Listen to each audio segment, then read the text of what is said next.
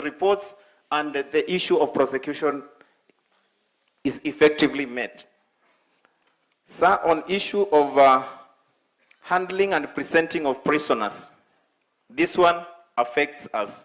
I'm not going to talk about prison. I know the prison officers are here. But it has come a notion or a kind of issue that OCSs are the people who are still handling remandees. I request that if we have taken suspects to court and the court has handed them to prisons, kindly take a consideration that prison have the knowledge on how to handle those remandees. The OCS should not go to pick remandees. Those vehicles, they are picking the remandees. Others are hardcore criminals. They are open. If they say escape, IPOA is on us. We have gone extrajudicial, killing somebody. And it's somebody who is escaping from custody of the prison. This has happened much for us, sir, and I pray that you consider for that. Finally, sir, it is the issue of, it is the issues of a range. We are at a border. A lot of illegal firearms are just within hands of criminals and they are not legalized. Officers here are having firearms. We have not talked about it, but they are using them like walking sticks. I'm 100% sure, I'm not prosecuting anybody, but if we go to the range and aim the targets, we'll have a lot of officers just not hitting the target. Kindly, if we can have a range within Migori County so that officers can effectively practice and get used to firearms, it will help. Thank you, sir, with those few comments. Please appreciate Mr. Chemjor. Thank you so much. So next, we are going to Mr. Mayaka. Kindly come here. Mr. Ken Mayaka is the AP Commander, Suna West. Karibu, Mr. Mayaka.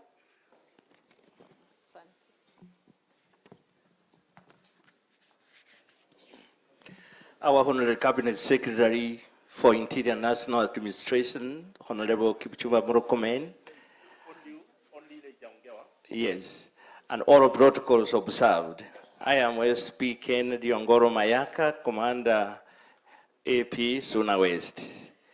I had 3, but all have been spoken, and I have to go straight to that which one has not been spoken. And that one entails our border, porous border. Honorable Cabinet Secretary, Migori County shares a porous borderline often exploited by illicit drug traffickers and smugglers. These offenders frequently use panya routes, hidden paths that are impassable for vehicles such as Land Cruiser. To effectively counter this challenge, sir, we humbly request for provisional motorcycles to our stations and our units so that we can trace them, track these offenders, and also enhance mobility to improve pursuit of operation in difficult terrains and empower us to effectively fight illicit drugs and trafficking across the border. Lastly, sir, because much of which I had to speak has been spoken, I, on behalf of the APS, Migori County, sincerely and gratefully thank you for giving us the AIE.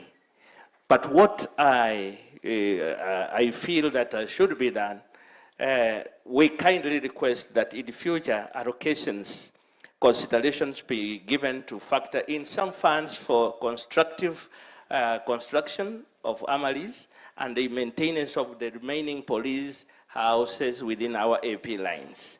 Thank you, sir. May God bless you. Appreciate Mr. Mayaka, please. Madam Lina from Kenya Prisons, Karibu.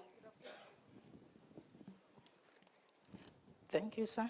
Yeah, in the interest of time, and with your permission, sir, allow me to ride on the established protocols. I'm Assistant Superintendent of Prisons, Lina Adoyo, and I'm also the officer in charge of Migori Women Prison. Unlike other speakers, sir, I'm representing 2 persons.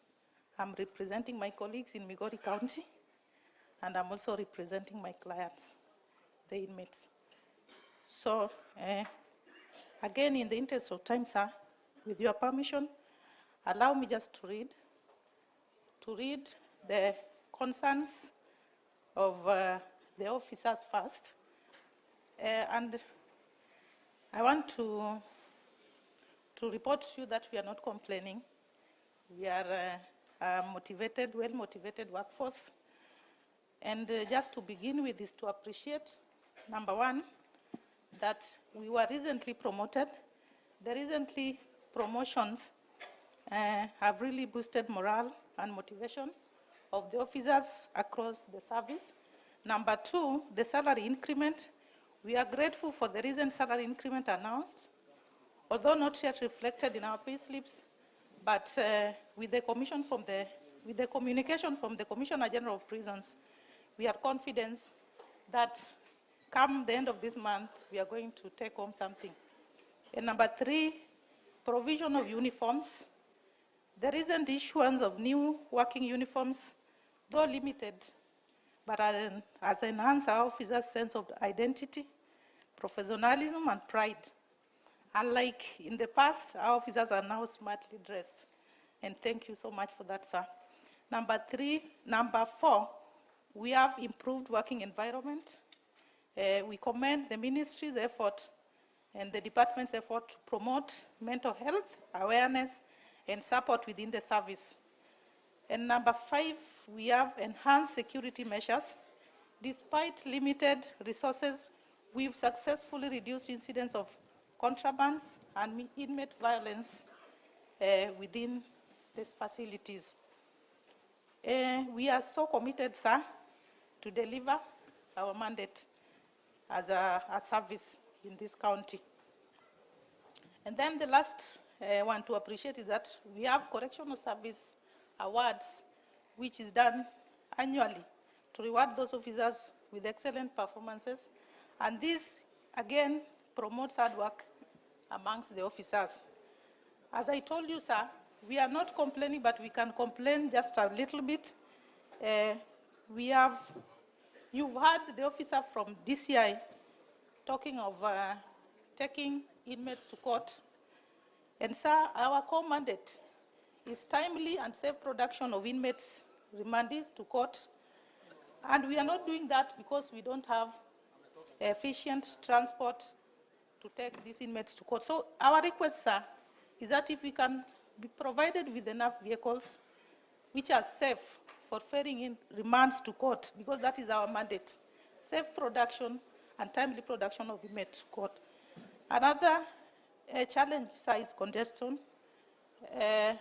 Prisons are very congested, especially the prisons in Migori County. Our population, it's okay, sir. Thank you, sir. Sir, staff housing is also an issue, but it has been mentioned. I know you are going to work about it. Sir, we thank you. And before I give the microphone back, I just want to appreciate His Excellency the Governor. He's here. We've not had the forum to appreciate him because we had issues with water. We had issues with water in our institution, but we visited his office. And he promised to drill for us water. He's a man who says and does. Kusema na kutenda. Thank you so much, Your Excellency. I salute you. I am a coffee. Thank you so much. So we have the OCPD Suna East Sub-County, Mr. Boyd, please come. And please do not say what has already been said. If you realize that your speech is a repetition, kindly let us know. Thank you so much, Madam. The Cabinet Secretary, sir, Mr. Onesimus Kipchuma Murkomen, HGH, the Governor of Migori, the DIG, and all protocol of staff. Good afternoon. Good afternoon once more. Sir, on behalf of the members of the senior officers from Migori County, that's the gazetted officers, I have some few issues to present before you, sir. They start saying that says, Mkeni njoo, mwenyeji, abone. Sincerely, sir, I will start by a word of appreciation. The senior officers within this command would like to appreciate for you having time to visit us in a visit schedule and also bringing us together, such a wonderful team together. It is not easy, sir. And therefore, I would like to appreciate your effort for bringing us together so that we can encourage and we can say our things. We really appreciate for the visit, and we appreciate also for an improved welfare of our officers within our area of jurisdiction. We saw it lastly through the improvement of salary increment. If you can see our officers, you can see a smile in their face. Well done, sir. And we appreciate as the commanders. Secondly, sir, is the teamwork, the team spirit. Sir, as a commander or as in a category, ingekuwa ngumu sana kupata nafasi ku appreciate the team spirit that exists between these wonderful people of Migori leaders. They have really, the members of public, I appreciate you for volunteering information to the security team, and that has resulted into the decline. I appreciate the Ngao team. I appreciate the senior and junior officers from the command. We work as a team, and that is, we have seen the decline. Also, sir, an issue that issue is the motor vehicle issue has been enlightened. We would like, we humbly request it to be enhanced, the allocation and the fuel. On the vehicle that is owned by the government, is really affecting us, sir. They are old, and we are humble request, if the allocation that we have been given, it can be enhanced. Fourthly, sir, is the issue of police infrastructure. Most police stations within our county, they don't have permanent structures. They are all in a small offices, and it has been gazetted as a police station. If, sir, it can be constructed to a modern police station, we will deliver a good service. The issue of an air, sir, they have been said, a humble request, if we appreciate the government for what they are giving us, and if they can be enhanced, we will appreciate. And the last point, sir, sincerely speaking, sir, these are committed officers. I would like to request the cassettlement of Kuria East, Ndemaru, and Nyatike as active areas to match in like other civil servants, like teachers who are earning the same. Watu wanateseka sana wasiri, wanakuja kuchota maji, na ukiona a lot of their salaries are used in purchasing water. Thank you so much, sir, and we wish you a safe travel as your journey, and welcome again and again, sir. Thank you, Mr. Boyd. Mpigieni makofi. So I now want to invite Mr. Makori, and as he comes, if you are supposed to speak here, kindly come in front. You know yourselves, please come in front. The remaining speakers. All the remaining speakers, please come in front. Our chief guest, sir. My name is Mr. Amos Makori, representing the formed units within Migori County. Sir, mine I want to be very brief, and I want to address in form of point form, sir. In Migori County, sir, special or formed units, we have only us two in Migori County with one platoon covering the whole county of Migori. It's my humble request, sir, if we can get one special unit, more especially GSU, to complement what's happening in Migori County.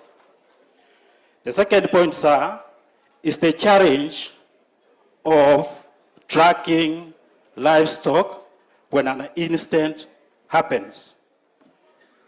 Sir, in this county, I'm 1 month old, and when I came, I identified that in this county and the neighboring county, which is Naroko County, the major livestock stock is happening along the border, along the boundary between Naroko County and Migori County. Now, when an incident happens in Migori County, officers try to respond, but the biggest problem is from the locals. Because when an incident happens, it needs combined effort from the local leaders and the Ngao. But when I've gone to attend to that incident, nisema bande, kutoka Migori County, mwenye amedurumiwa, ndio tuandamane na yeye, tuende to the next county to pursue the stolen livestock. Hawezi enda. Hata nipembeleze nifarishe uniform. He can't. An Ilvares case is a case which happened on the 27th of August. We combined effort with KPS officers trying to pursue the livestock which was stolen. Nikaambia wale walikuwa wamedhulumiwa nifarishe uniform to close so that we can track together. Lakini walisema wacha hiyo ikae. Siwezi close. You can see the hatred between the Migori County and the Naroko County. The other issue, there was, along that border, there was a GSU camp, which was in Mutimoja. The GSU camp was removed from that area, and that is the biggest problem which is now taking place in that, because that's the pathway where the banditry takes place. So, sir, I'm requesting that camp to be installed in that area. The other issue, sir, of which I know the way forward you are aware of, there is an exercise going on in Transmara South, which I was also involved in providing security with the surveyors which are going on. I'm requesting you, sir, that exercise, humble request, let it continue and be completed. Because in that area, the major issue which is affecting Migori County and the Naroko County, ni ile shamba. We are requesting ile exercise isisitishwe, iendelee.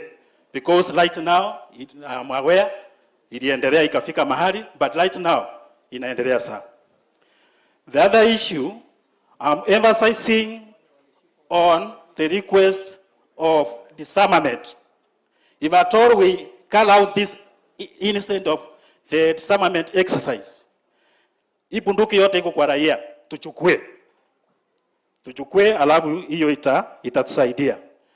After doing that, sir, I'm requesting all local leaders who are present to start engagement with people from Naroko County. They talk na turudi mahali tulikuwa. Because as I'm speaking right now, iko mtu mmoja alienda kwa miwa yake sahi. The other community kumuona kwa miwa yake wamekata yeye. Kuonekana tu wamekata. So I'm requesting we have a massive engagement between Migori County people and the Naroko County people. Waongee ndio tusuluhishe ile shida iko pande ile. With that few remarks, sir, I thank you, sir. Please appreciate Mr. Makori. Thank you so much, Mr. Makori. Sir, with your permission, I would like to invite the last speaker in this category, who is the DCC, Kuria West. Karibu.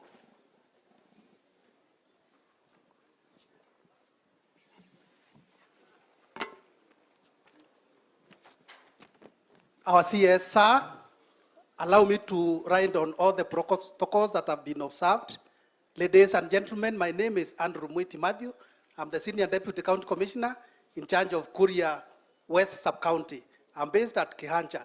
Allow me, sir, to present on behalf of the Deputy County Commissioners the issues that they have. We are not complaining, sir. We want to thank you.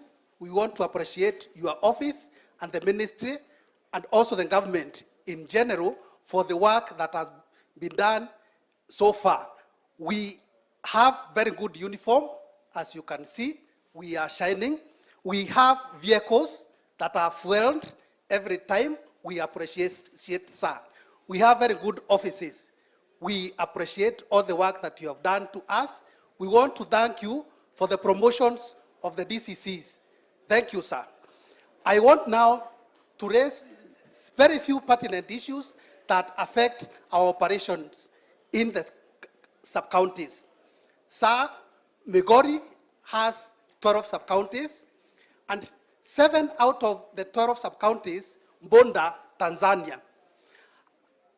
The border of Tanzania has myriad of problems or issues that these sub-counties, the DCCs respond to.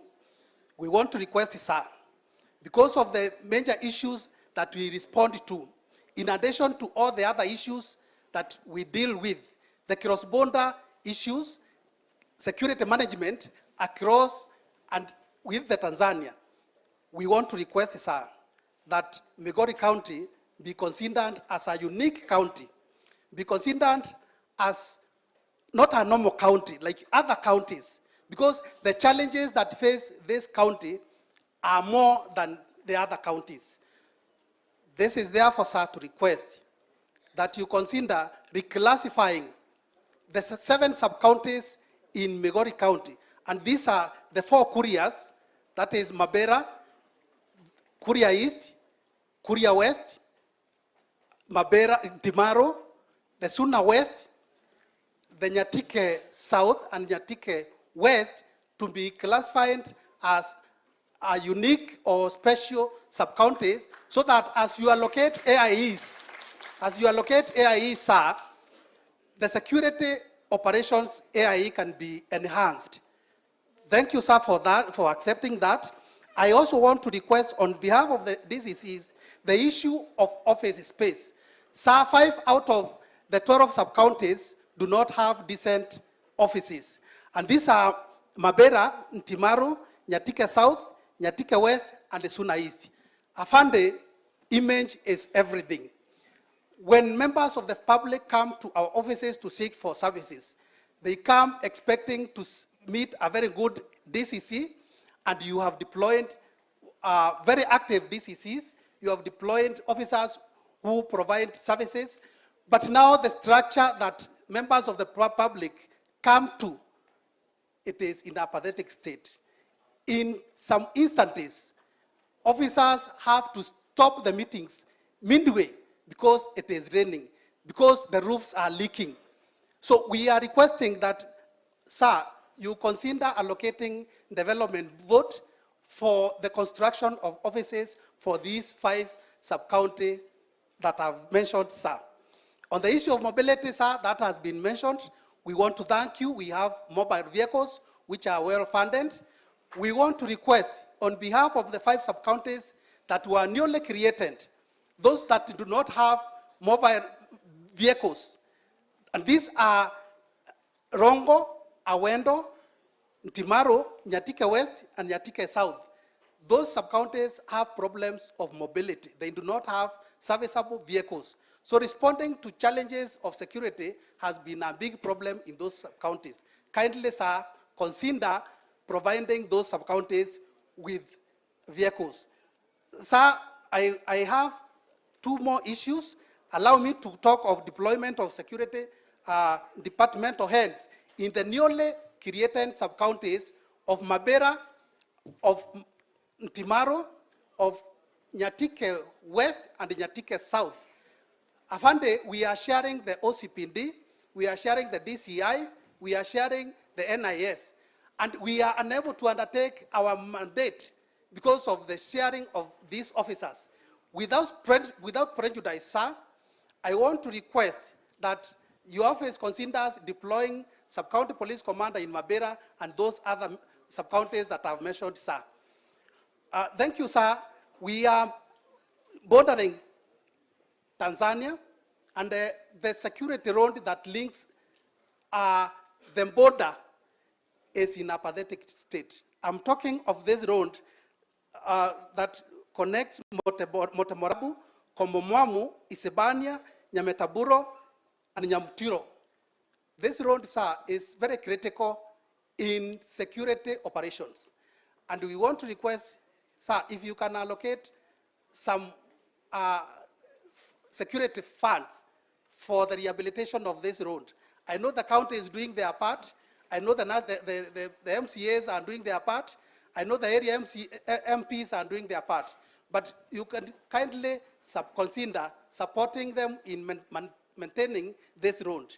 I want to conclude there, but before I conclude, sir, we have a small issue that the Unduma Center, Migori, wanted to present on behalf. Okay, thank you. Well, Thank you so much. Thank you so much. This is Mpigieni Makofi. So next, I want to invite the chief principal of this college, Mr. John Chirile, to welcome us to Migori TTC. Thank you, Madam. Cabinet Secretary, allow me to write on the protocol that is established and say that it is a great honor for you to choose to come to Migori Teachers Training College for such a crucial meeting, security meeting. I want to say that as stakeholders, the students, the teachers, we are very happy for that. I also want to say that this venue, as you realize, we hold various functions, and we thank God that you came to this particular place. I want just to give a brief, very brief, how this college began, 1983, by the late President Daniel Arap Moi. It was converted from Migori, High School, and at that time it was training P1 teachers. Right now, we are training diploma in teacher education for 3 years. And the mean grade is a C without any conditions. And I want to say for the public which are here, that this college is performing very well, is among the best colleges in this country. Yesterday we had the first students who were coming, and we had 350 first years reporting on the first day. I would like to say this. We have a challenge here, which I know you could assist us. Security. We don't have a fence. And this college has 26 acres of land. And the students we have just came from school. In colleges, we don't have schools like rules and regulations like high school. So in most cases in the evening, we have to have difficulty having these students contained here, because if they are not having security this side, they want to move out. And I think this is something that you can address and assist us. And I think I was in Shanzu, and the government addressed that, and it helped us during, through appropriator Mombasa Cement, and it put up a perimeter wall. Otherwise, thank you so much. The visitors, you are welcome to sign our visitors book. It is a great honor. And the students are around. I know they will say, Mheshimiwa was around. Yes. Thank you, Pigieni Makofi. Asante sana kwa kutukubalia kuwa hapa. So now in the next category, we want to go to the civilian category, and we start with the leadership of Rongo University, and the representative with the Secretary General, Isaac Okello, please.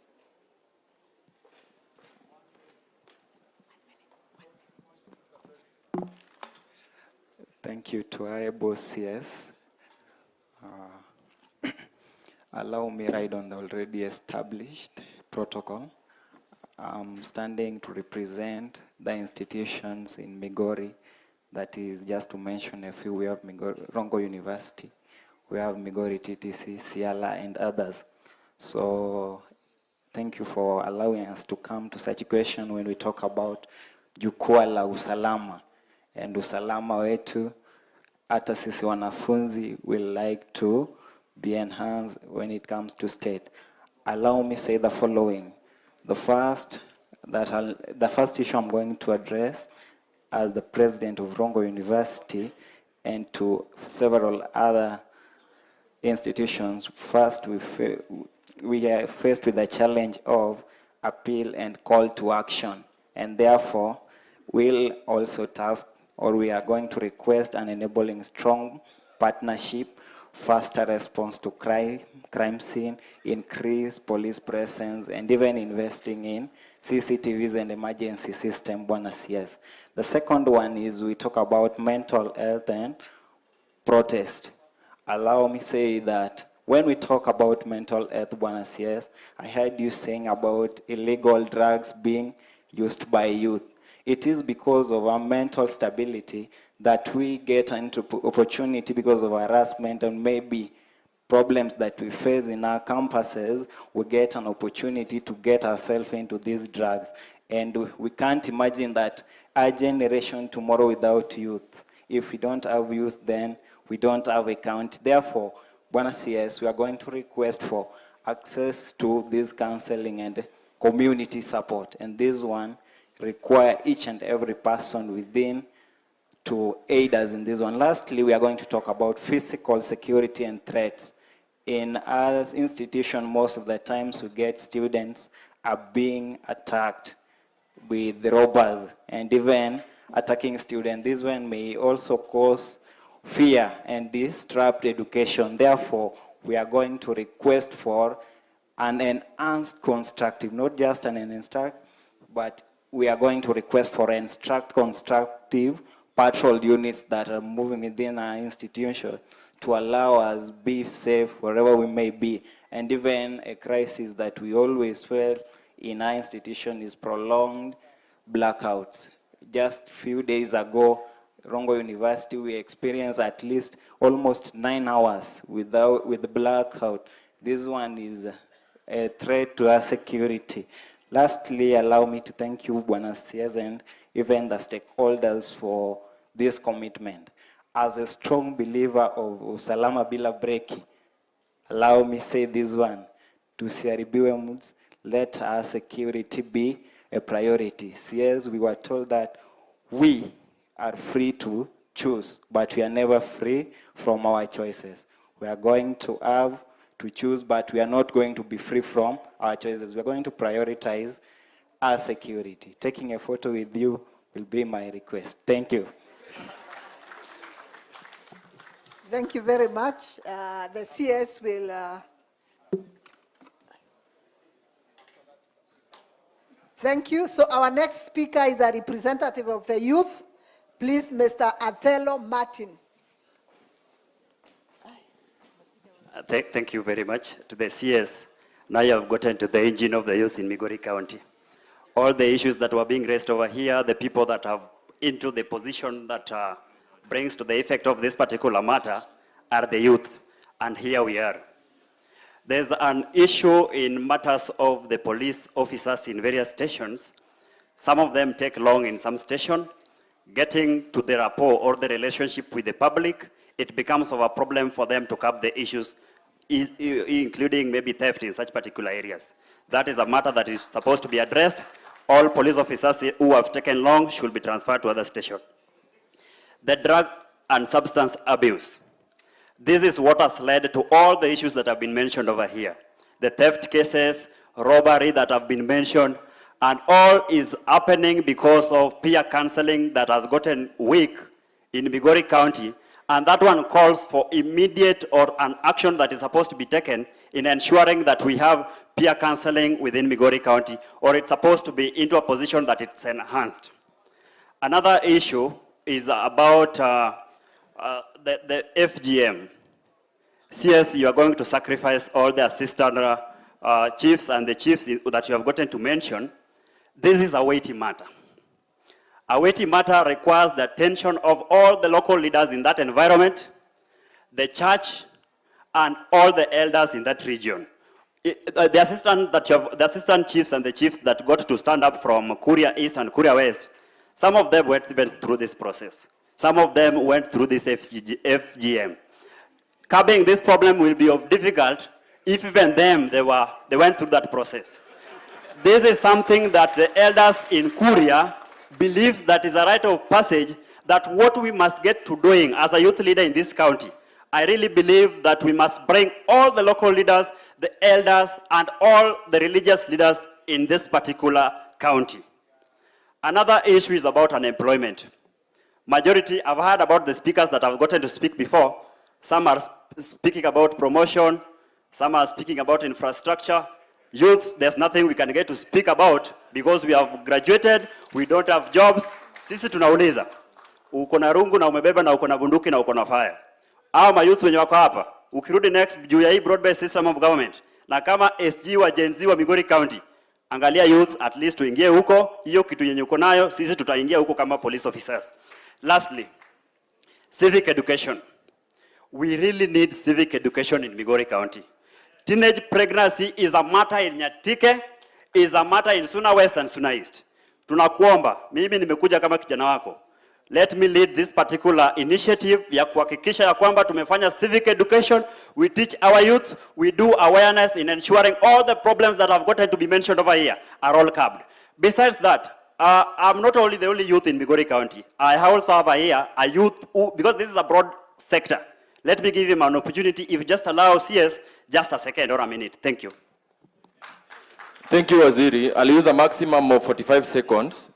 You can use your stopwatch. My name is Juma Jimhari, a direct beneficiary of Dr. Honorable Ochila Yako. Through our CS, Interior Kipchumba Murkomen, I'm happy to host you in our county. I'm a student leader in Masini Muliro University. I'll talk matters employability. Bwana CS, you announced around 10,000 policemen being employed across the county. I ask you in a humble way, kindly absorb 1,000 of those 10,000 policemen from Migori County. Makofi hawa bwana. Again, I ask for 1,000 chances for youths of Migori County to attend the police service of National Police Service. Tafadhali makofi. Thank you, Bwana CS. Again, in a humble way, I kindly request that through your office, enable youths of Migori County to attend the National Youth Forum. Like for instance, here, I'm all the way from Kakamega. It forced me to come because this was my county. Thank you, Bwana CS. Thank you. Wapigieni makofi ya vijana wetu. Asanteni sana. God bless you. Now we move to the Bunge la Wananchi. Mr. Osewe, please. Bunge la Wananchi, represented by Mr. Charles Osewe. Thank you very much. The CS, the Governor, Migori County, Deputy Governor, DIG, and the County Commissioner. I'm Charles Osewe, the President Bunge la Wananchi, Migori County, and I would like the people who come, the Bunge people from each and every sub-county, stand up and wave so that the CS can see you wherever you are. Thank you. They come from various sub-counties, CS. As I stand here, mambo tumesema mengi, si ni ukweli? Lakini ile kitu iko. Sisi hapa Migori, mambo ya security iko tu sawa. Tuko na our able county commissioner, our able governor, na tuko na security officers wale ambao wanatujali. Kuna kitu mimi nataka tu niseme, Bwana CS. Ile kitu nataka tu insist, hata ingawa imesemwa, mambo ya civic education hapa Migori. Tunahitaji sana. Now that one should be noted kabisa. Kwa sababu many people, they do not understand even their rights. Hata wengine wajui ya kwamba services za polisi wanafaa kupata namna gani na wanataka kuenda wapi na watafanya namna gani. Hiyo lazima tu insist. Mambo ya open forum. Tunataka forum ziwe mingi so that we can get tunaweza pata elimu ya kutosha kulingana na mambo ya security. Ile mambo nitasema tena bwana CS, mtu akipelekwa kotini, at least unataka ile kitu inaitwa fair hearing. Mtu asikizwe mzuri. Sio ya kwamba kuna mtu amepewa pesa mahali ama kuna a rich man somewhere ametoa pesa, sasa unapata yule ambaye akopua asikizwe mzuri. Hiyo pia inaleta insecurity. Bwana CS, kuna ile kitu inaitwa early warning, early response. Hii vitu inataka mafundisho sana kwa wananchi wa Kenya, especially in Migori County, so that we know when the disaster happens, hata kama ni fire, we know tunafaa kufanya nini wakati ya fire na wakati imeisha, so that we can have early warning, early response. Mr. CS, kuna ile kitu inaitwa good relationship, rapport na security officers. Hapa Migori tunajaribu sana, tunajaribu kuweka wananchi wakuwe pamoja na watu ya security ili tujumuika pamoja kwa mambo ya security. Nikimalizia, nataka niseme ya kwamba bwana CS, kuna ile kitu jambo ilifanyika juzi na mlisikia kwenye redio, na hii inafaa tuseme. Hii mambo ya kufanya kazi double work. Unapata mtu ni police officer na bado anaenda kuendesha bodaboda, anasumbuana na watu wa bodaboda wengine, hata wakienda kwa stages wanangangania stages na bodaboda. Na walipi ushuru. Si ukweli wa jamaa? Ama ni uongo? Tunataka police officer wafanye kazi yao ya polisi na wananchi wafanye kazi yao. Hiyo imeleta shida sana. Nataka bwana CS, hii town tunaomba ya kwamba tuwe na CCTV. Tuwe na CCTV installation ili mambo ya security ikuwe enhanced, so that those people will be wale ambao watakuwa naenda against the security details. Hatuwezi kuwa Migori County na tuko na insecurity every now and then. Lazima tuwe na CCTV ili tuone hao watu ni wakina nani. Ya mwisho bwana CS, hii bunge la wananchi imesimama imara na broad based government, na tuko na president wetu Ruto na Raila Amolo Odinga. Tunatamani kama sisi bunge la wananchi, bwana CS, ututengenezee na sisi pia tuende State House tusalamie rais.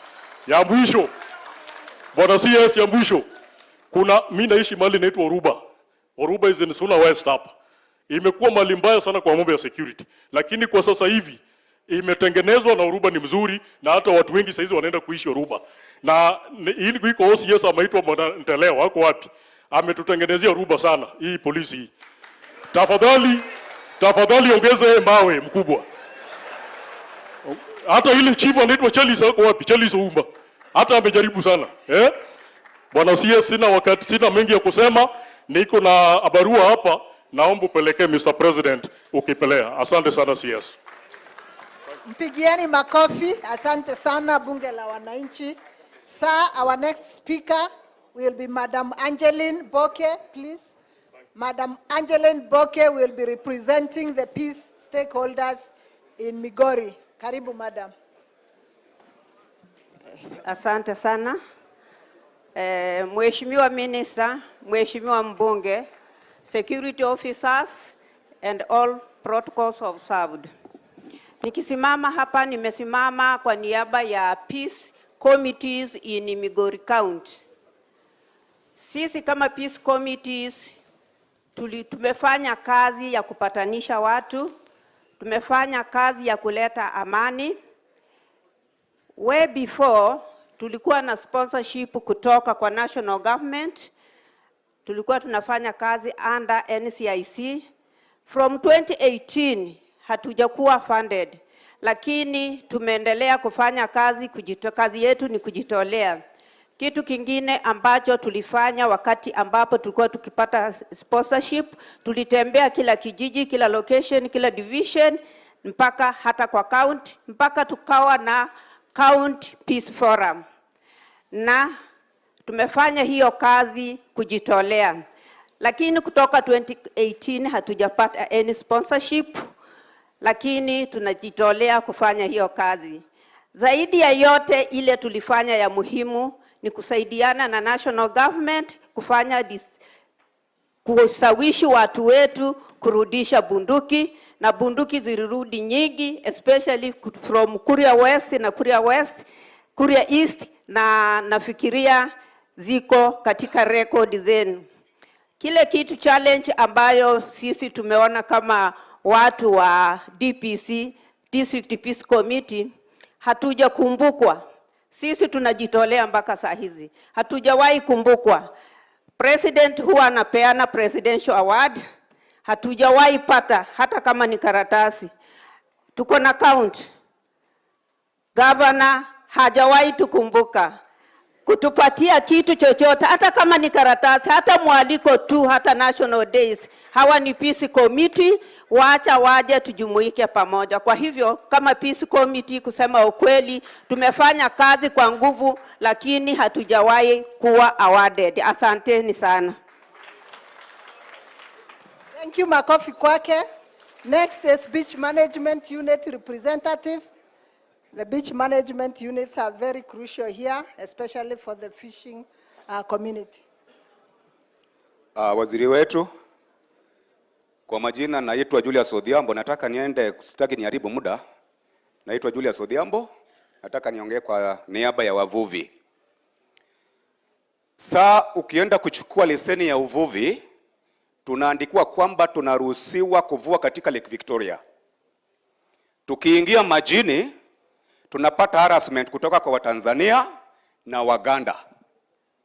Ukiwauliza leseni yetu inasema kwamba tunavua katika Lake Victoria. Mpaka wenu uko wapi? Hatujui mpaka wa Tanzania na Kenya uko wapi. Hatujui mpaka wa Uganda na Kenya uko wapi. Watanzania wanatukamata, wanatutoa pesa kati ya 30,000 to 50,000 Kenyan shillings per boat. Na kwa wiki moja wanaweza kamata boats mara 2 ama mara 3 kwa wiki moja. Ni juzi tu 1 week back wamekamata boats zetu 8. Tumetoa kila boat 40,000. Ukienda Uganda wanataka kila boat shilingi 2,000. Kama mimi niko na boats 5. Kama leo wanaenda ziwani, it means nitawapatia 10,000.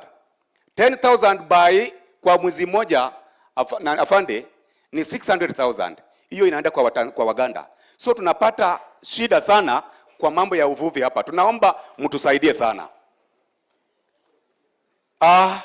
Sitasahau kuwapongeza hawa. Au kabla sijaenda kuwapongeza hawa, kuna timu inatusaidia sana. Timu ya BPU. Afande, kama ni kuwapatia pongezi ama kuwaongezea mawe, ungewajali BPU. Sijamuona hapa CIP anaitwa Mutua Makau. Nadhani amemtuma corporal wake hapa.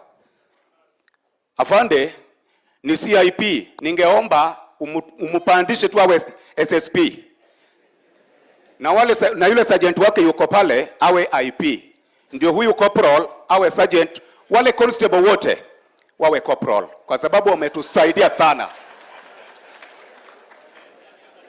Saa hii afande, wavuvi wengi wana cross kwenda Tanzania kusudi watoke kwa hii embarrassment wanayopata hapa na kupoteza pesa. Otherwise tunaomba usaidizi wako, tuvue na amani. Kama ni kutoa hata leseni ya East Africa, kama inawezekana mtutafutie hiyo ili tuvue na amani. Ni Julius Odhiambo amewaacha. Asanteni sana. Thank you, Mr. Odhiambo. Mpigieni makofi. Mr. Gabriel Obida, please, on behalf of the business community. Okay, Bwana CS Kipchumba Murkomen, Bwana DIG, my beloved governor, and all protocol of serve. Hamjamboni. Hebu salamiana hivi. Okay, kwanza Bwana CS, mimi nimefurahi sana kwa sababu nimekaa hapa chini, sijawahi kaa kwa mkutano kama hii tangu nisaliwe, kama mambo inaendelea namna hii. Kabla sijasema story yangu ambayo nimekuja naye Bwana CS, naomba ufanye hii kitu regularly, because imeongeza maisha na inaongeza amani kati ya wananchi. Hata inafanya hii mambo ya ile mnafanya, ile mlikuwa mnafanya ile ya kuunganisha polisi na raia, inakuwa ni karibu sana. Bwana CS, nikiendelea taarifa yangu, mimi naitwa Gabriel Obilo Ruto Tuta. Ya kwanza Bwana CS, hapa Migori ile changamoto ambayo tuko naye ni kwamba hii business ambayo inaendelea hapa Migori, kuna wageni wengi wameingilia hapa Kenya, na mimi naomba department wafanye uchunguzi. Watu wengi wameingia hapa sana, wananyang'anya hao watu wetu nafasi ya kufanya biashara, na wengine hawajui hata Kijaluo, wengine hawajui hata Kiswahili, na hata ukiwauliza kitambulisho hawana. So mimi nakuuliza bwana CS, hebu angalia huyu mwenye Godfather ambao anamingiza watu hapa Migori. Kuna watu wengi sana na wamekuja na pesa, wanafungua maduka kila mahali. Hata hii maneno hii spare part ya mambo ya pikipiki na kila kitu, unapata foreigners ndio wanaleta hapa, na huwezi compete nao. Ukijaribu kucompete nao wanaangusha bei chini. Sasa hatujui hao foreigners wanapata pesa wapi. Secondly, bwana CS, nataka nikuambie hivi my friend, hapa Migori tuko na shida, na ile changamoto ambayo tuko naye, hata sijui kama umeenda hapo county headquarter. Bwana CS, ni aibu. Kuna pesa iliwekwa kwa county headquarter, kama huyu rafiki yangu bwana IG bado wako hapa, na saa hii ukienda kwa ofisi ya county commissioner inakaa kiosk, inakaa kiosk, na pesa ilimwagwa hapo kwa milioni ya pesa imelala hapo. Tunakuomba because the security department, tafadhali tunaomba zile maofisi zetu zikamilika, hata Migori ionekane, sura ya Migori badilike kidogo. Tena nakuuliza hivi bwana CS, ukiwa hapa Migori, changamoto ambayo tuko naye sana sana, tunataka maafisa au machiefs waangaliwe. Wale kuna wenye wanakosa nidhamu, kuna wengine ambao wanafanya sheria inaanguka, hata wananchi wanaendelea kufanya madhambi. Unakuja chief anafanya makosa, anafunikwa. Kama niko na mwingine nataka ufuatilie, amechukua yani anaenda kwa nyumba ya mtu, analala na bibi ya mtu, akisakatwa kwa hiyo nyumba anakatalia, alafu anafunikwa.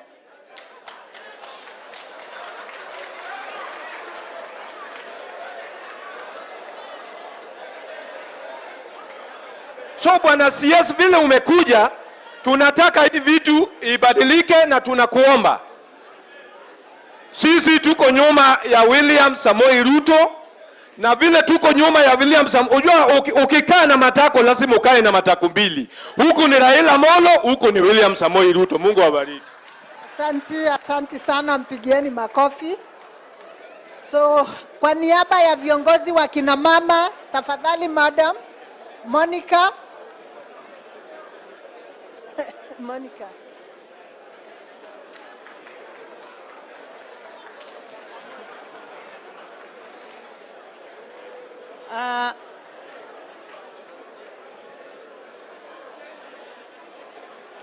Good afternoon.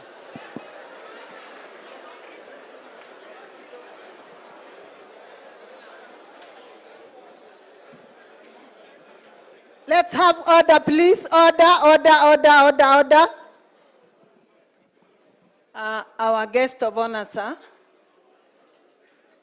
Our governor, good afternoon, everybody. I know people are now tired.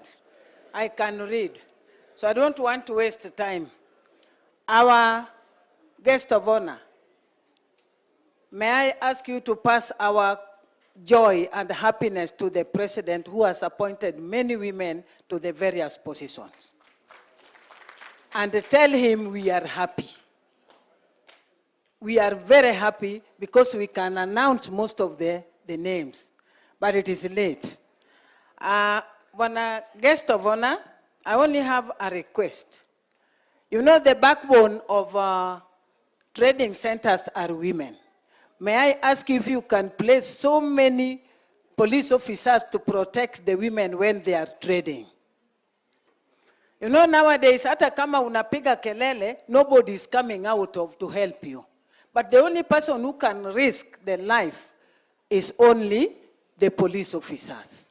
Women usually wake up at 5, they go to the market, they go very late when they are going back home. So may I request for that? Last, I have had many positions being announced in your department. Close your eyes and give more positions, assistant chiefs and chiefs to the women, because men are many. People have talked about promotions. If a man retire, replace that person with a woman. May God bless you when you go back. My names are Honorable Yoneta Kukeo. I was born in Homa Bay and married in Migori. That is Awendo sub-county. Have a good time when you are going back.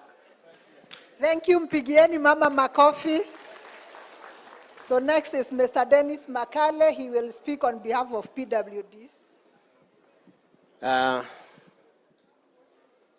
Mgeni wetu Bwana CS Kipchumba Murkomen, our beloved governor Dr. Ochilo Ayako, DG, DIG, mbunge wetu kutoka Kuria East na wageni wengine wote, hamjambo. Hamjambo tena. Mimi kwa majina naitwa Dennis Makale, natoka Kuria West, na niko hapa kuwakilisha watu walio na ulemavu. Kabla niendelee kusema sana, Bwana CS, ningependa upeleke salamu hizi kwa His Excellency President kwa kusign bill ya people with disability mwezi wa 5 tarehe 8 ikakuwa act, ikakuwa sheria. Tulifurahi sana, walemavu wote Kenya nzima tulifurahia. Lakini pamoja na hiyo ningependa tu kusema hivi. According to UN Convention, population, the population of a given area, 16% of it is persons with disability. Sasa kama Migori County iko 1.3M, tuko na walemavu zaidi ya 200,000 ndani ya Migori County. Lakini mimi niko tu hapa peke yangu na labda na mwingine pale mmoja. So nimewakilisha. Na hawa walemavu si kwamba ni type moja ya disability. Tuko na various types of disability. Iwe physical na wengineo. Ningependa tu kusema hivi tena ya kwamba ndani ya Migori County tuko na organizations, umbrella organizations za disability ambazo ni zaidi ya 6. Allow me kutaja tu kwa haraka. Kuna moja inaitwa Migori County Disability Development Forum. Kuna ya pili inaitwa Migori County Albinism ambayo mimi mwenyewe ndio chair. Okay. Problem ni kwamba hizi organizations zipo lakini hazijakuwa recognized vizuri na government. So tunataka kitu inaitwa capacity building, tunataka awareness creation na vile wengine wanasema civic education. Kutoka pale kwa sababu tuko wengi, ningeomba tu Bwana Waziri, Migori County tunataka kitu inaitwa Rehabilitation and Resource Center. Kwa sababu walemavu wa Migori County si wale wa kutembea wakiomba, na wale wanaomba kwa maduka si watu wa Migori hapa, ni watu kutoka nchi jirani. So sisi walemavu wa Migori County, we are very well behaved. Kitu nataka tu tusaidiwe, tuwe empowered na serikali na tuendeleze mambo yetu. Na vile mnajua hata mambo ya security, walemavu ndio wako na shida sana kwa sababu wengine hawezi kimbia, wengine ni wako blind, wengine hawawezi kutembea. So tunapenda tuwajali au serikali iwajali zaidi. Nikimalizia, tafadhali tu. Nikimalizia, ningependa kutoa shukrani zangu kwa watu watatu. Mtu mmoja wa kwanza ni OCS wa Isibania, Madam Chepkemoi. Anajali walemavu sana, tena ofisi yake iko wazi, inafanya kazi na kila mtu, na isitoshe hata yeye mwenyewe anaendaga patrol, si kwamba atume watu, pamoja na Inspector Malika na wengine wote. Ningependa tena kutoa shukrani zangu kwa Madam ACC Lilian Wabala kwa kazi anayofanya vizuri, licha kwa ni ACC, lakini anafanya kazi na mashirika pia. Anafanya kazi nzuri kuhamasisha watu. Ya mwisho ni kwa gavana wetu. Gavana wetu Dr. Ochilo Ayako. Tunakupenda sana na mimi nakupenda zaidi. Ningependa kwa advisory board yako ya county uweke mtu ambaye anarecogniziwa na PWDs kama representative kwa advisory board. Thank you. Asante sana, mpigieni makofi. Next is a representative of the religious leaders, Bishop Ezekiel Kayai. Asante. Bwana CS, Governor, na wale wote ambao mmealikwa leo, na ningependa tu niwasalimie kwa mkono namna hii. Bwana Yesu asifiwe. Naitwa Bishop Ezekiel Kayai. I'm a young bishop in Migori County and ordained bishop. Kwa hivyo nimetunukiwa hii nafasi kuongea mbele yako. Bwana CS, nimekuona tu Bomas wakati ambapo mambo yalikuwa yamechacha sana, nikapenda moyo wako. Kwa hivyo nimetumwa hapa na kilaji, ni kwamba wanasema wakumbuke wafanye kazi na wewe na ofisi yako. Maana ukiangalia kwa wakati huu tumekaa pale kama kilaji, na sisi hao watu wote ambao kwa hapa ni washirika wa makanisa fulani, kama si kanisa ni mosque. Kwa hivyo wanaomba wakumbuke mfanye kazi pamoja. Kwa hivyo kwa nafasi hii, kwa sababu ya muda wengine wanakuja, ni kwamba tunaomba ya kwamba ngao yote, naona ngao ndio nyingi hapa, watukumbuke nasi hata paka vijijini, watambue watumishi wa Mungu, maana tumesaurika. Tunaomba tu tunatupwa. Hata wakati unakuja hata kwenda kusalimia ni shida, lakini wanataka sisi tuombe, watutumie tuombe, halafu tuende tukae. Jamani, mimi naomba tafadhali utukumbuke. Asante sana. Thank you. Mpigieni Bishop makofi. Asante sana Bishop. Wamekusikia.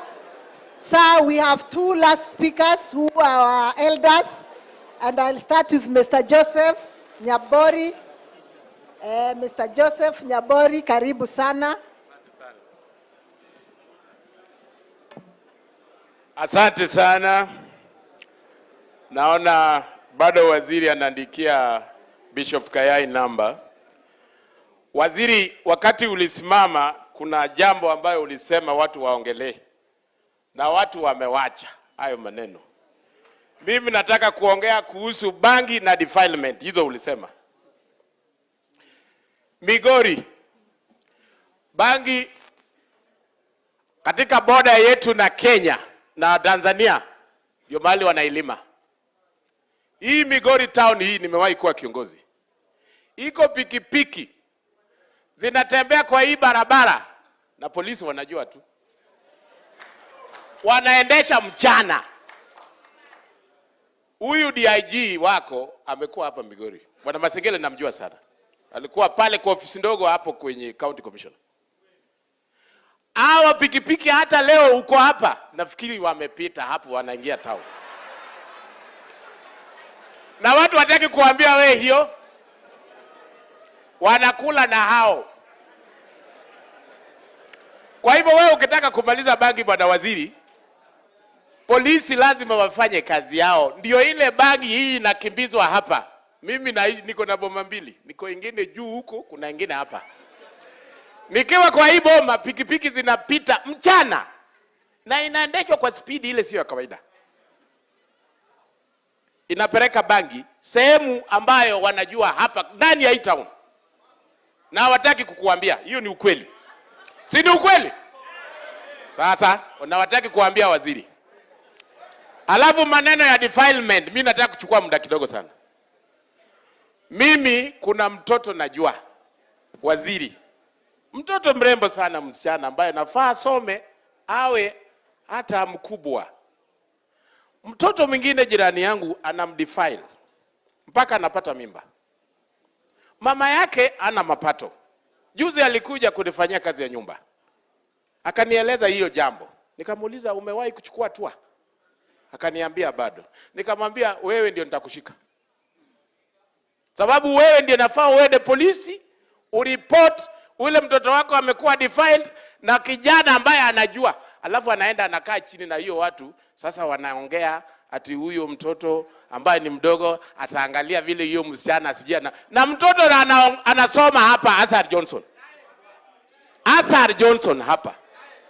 So waziri, maneno ya defilement, wazazi ambayo wanaficha vitu ambayo inafanyika kwa watoto yao wanafaa watoe nje ndio wawewe serikali ifanye kazi vizuri.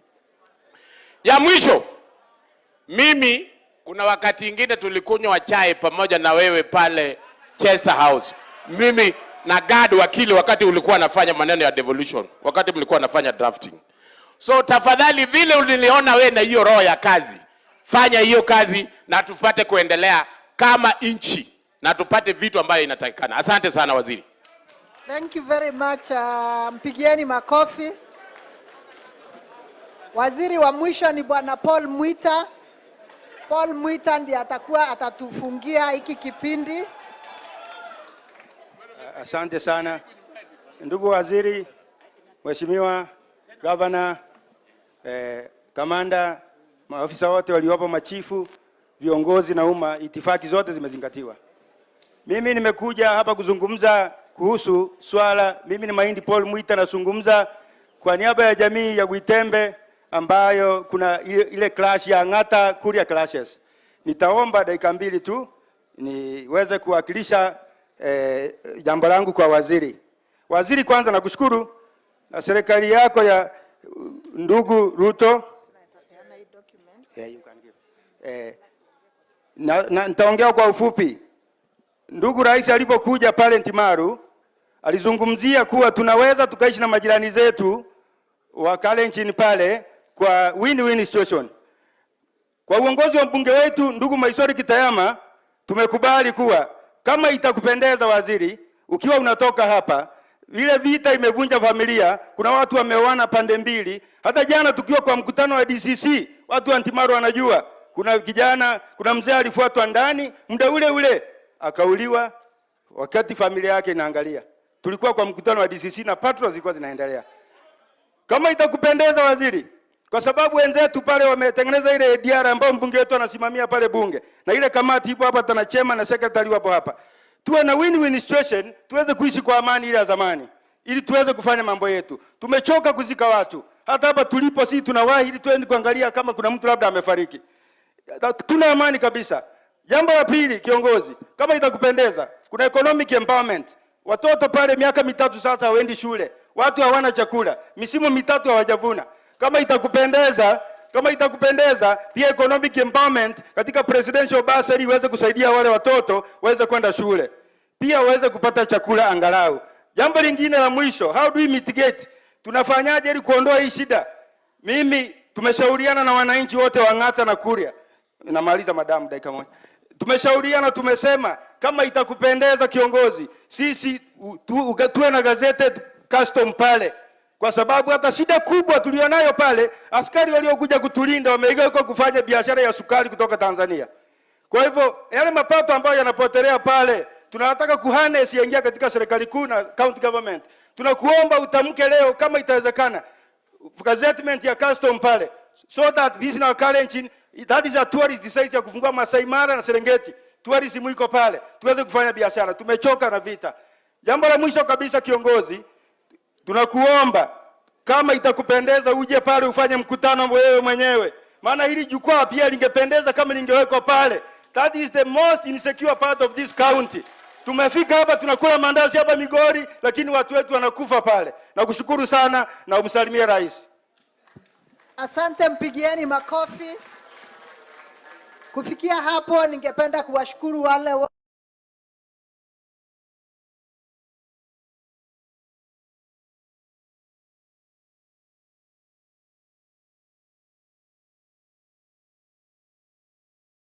kwa sababu ya Mrudishia waziri ili aweze kuendelea na ratiba ambayo imebaki. Karibu waziri.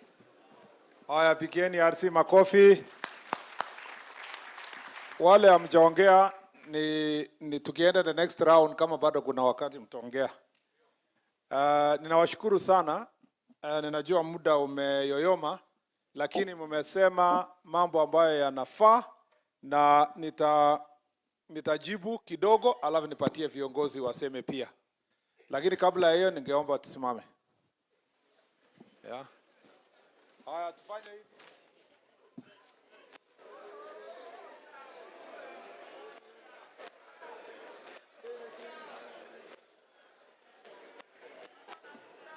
Kuna watu tumbo yao huwezi saidia, hawezi kubalia washike miguu yao. Getini. Asante sana. Kwa ufupi sana ningependa kwanza niseme yangu kidogo tu kwa sababu ya muda, alafu nitaita viongozi watatu hapo, alafu tutafunga. Kwanza, vile mmeniambia mambo yenu, niko na mambo kidogo pia ya kusema.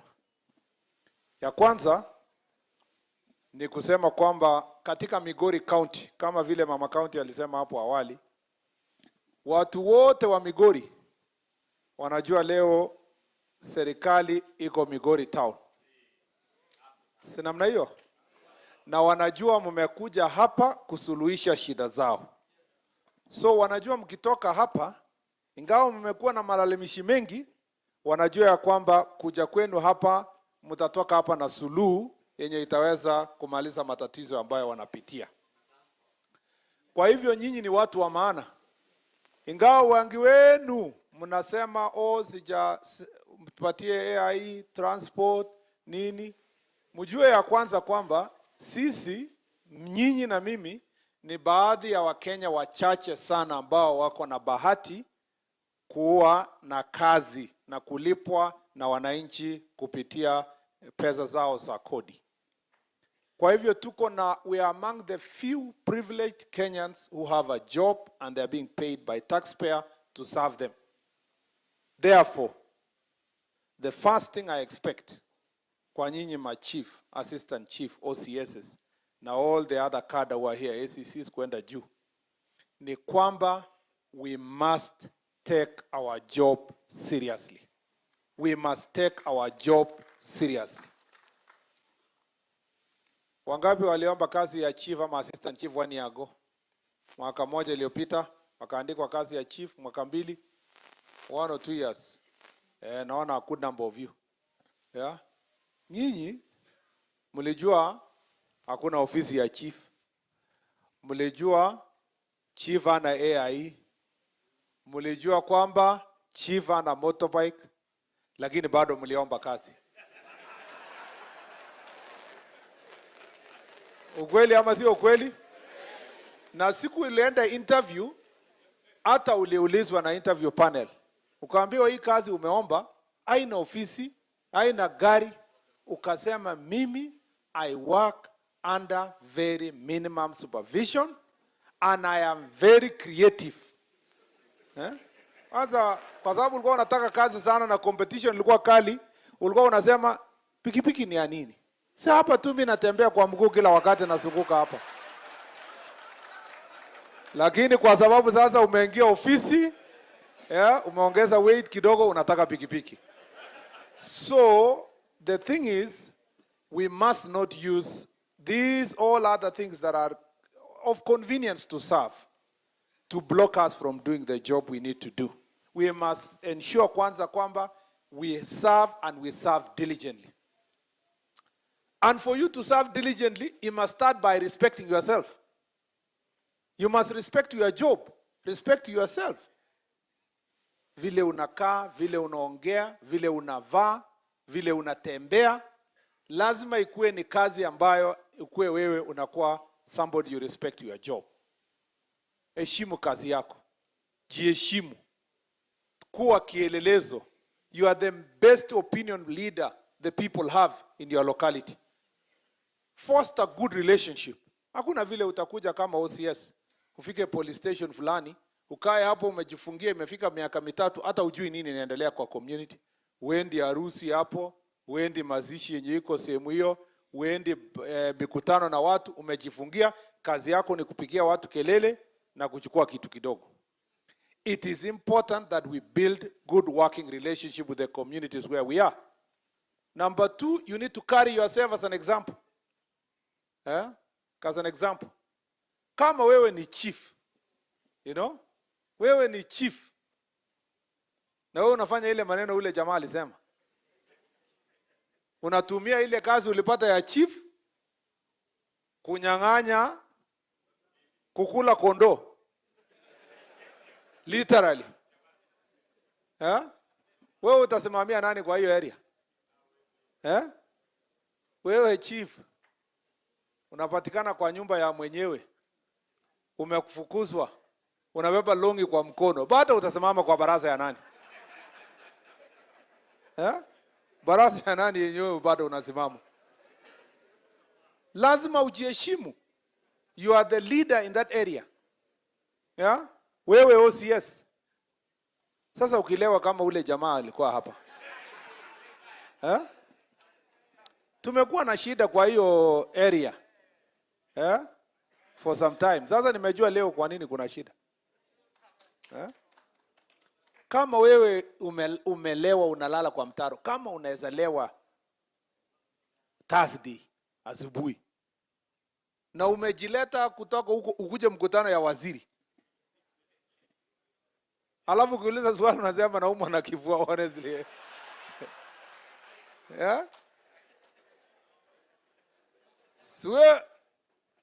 Yani watu wanaona afande amejikojolea kwa barabara. Is that, honestly? So you must respect yourself. And I've told DIG, based on the procedures that are there in National Police Service, you do the right assessment. If he is an addict, apelekwe rehabilitation. Na atoke mambo ya command, apelekwe pahali pengine akishapona. If he is not an addict, he goes through disciplinary procedure because it is not acceptable to have such a behavior mbele za watu. Tumekubaliana na IG hapa, DIG ndio apeleke escalate to the relevant office. Thank you very much, DIG. It is not acceptable to have such behaviors. And I have said, officers wenye wanasaf kwa sehemu yoyote yenye mko, nyinyi OCSs, you are the ones to look after them. Kama unaona kuna mwenye ni corporal, ni inspector hapo, amekwama na pombe, hakuna haja kukwama na yeye hapa. Recommend them wapelekwe rehabilitation center. It's better to say the police station has only 2 people than to say it has 10 people and there are only 2 serviceable people. They fill the gap without any contributing service to anybody in any area. So respect yourself. Number 2, understand your job. Jua kazi yako. Somea. Improve yourself. It is true, kwa ile proposals mmesema, you want us to increase the number of training for officers. Ngao kidogo wanapata fairly good training. Watu wenye wameumizwa sana ni police officers. For many years, police officers wanatoka kikanjo, they never get to even any workshop. Hata yenye inafanywa kwa sub-county. Ile tu inapatia refresher police officers. And we have agreed that the regional training centers ya police yenye ilikuwa imeestablishwa before should be revived by the National Police Service. We start training our police officers and updating their knowledge so that they understand human rights, operating procedures, they go to shooting range, they become effective police officers who understand their job and they can understand to work with citizens. So that is important. Pia nyinyi chiefs namna hiyo. Na mlisikia nilisema, chief, hakuna chief ajui kitu kwa dunia hii. Hata saa zingine tukiambiwa it's a porous border. Mi huwa naambia watu, is there a border yenye haina chief? Kuna border yenye sio location na sio sub location. So porous border ni sisi wenye tuko Nairobi. Lakini yenye watu kwa ground, nyinyi mnajua nani anapitia pale, panya rutiko hapo. Najua nani ndio anachukua pesa, mambo gani magendo inaletwa. So, ama kuna chief ajui? No, nataka niulize chief, wewe sio chief. Kuna chief ako hapa na anasema Sijui maneno inaendelea kwa location yangu. Kila chief anajua kila kitu. Chiefs mnajua kila kitu. Sauti yenu ikienda tu chini Masengeli yako hapa. Hakuna penye ataenda. Mtakanyaka next week mpaka. Yeah, thank you very much. Niwaulize, kuna chief ajui nini inaendelea kwa location? Si kila mtu anajua? Unajua chief hakuna kitu ajui. Kama vile mlisikia nimeshasema. Chief anajua kila kitu.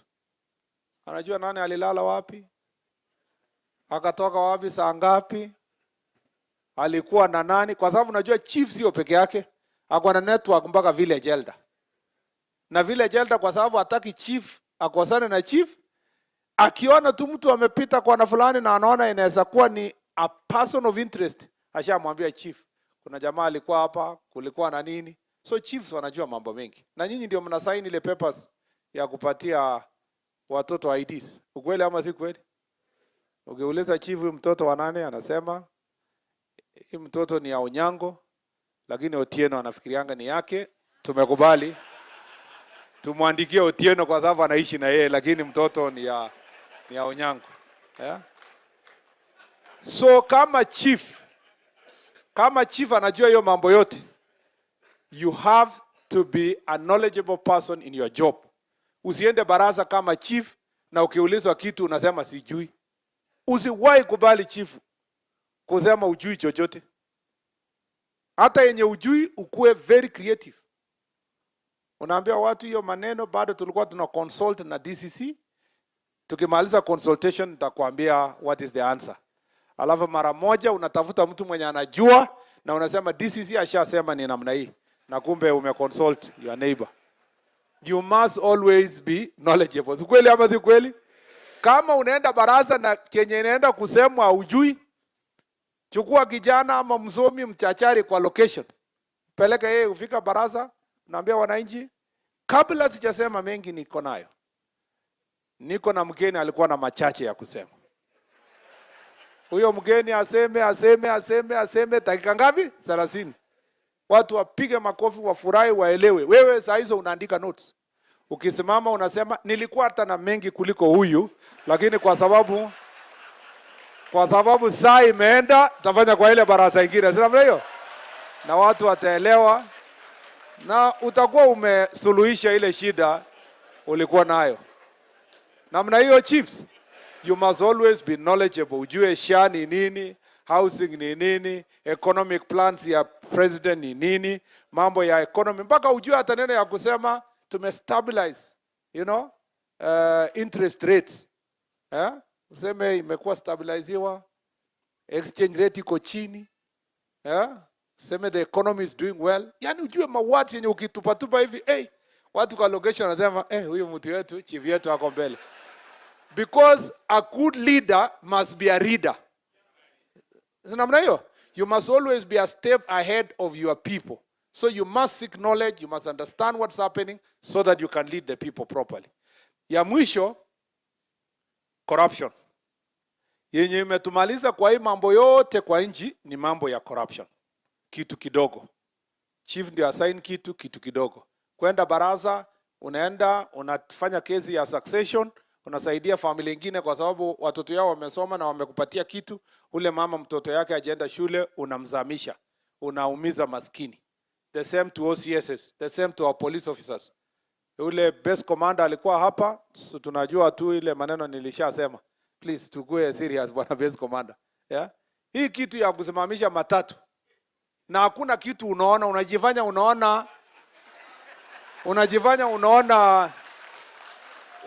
unatafuta insurance, na unatafuta insurance mpaka sticker kwa nyuma na hakuna huko nyuma. Kumbe unangojea conductor akupate kwa kona yenye wananchi haoni. Please, we must end that thing. It's so embarrassing because we see it all the time in our roads. Wale wako chini yako, try something below yourself. Lakini sasa unajua hakuna mtu atakubali kuacha kama we mwenyewe usiwache we mwenyewe kwanza.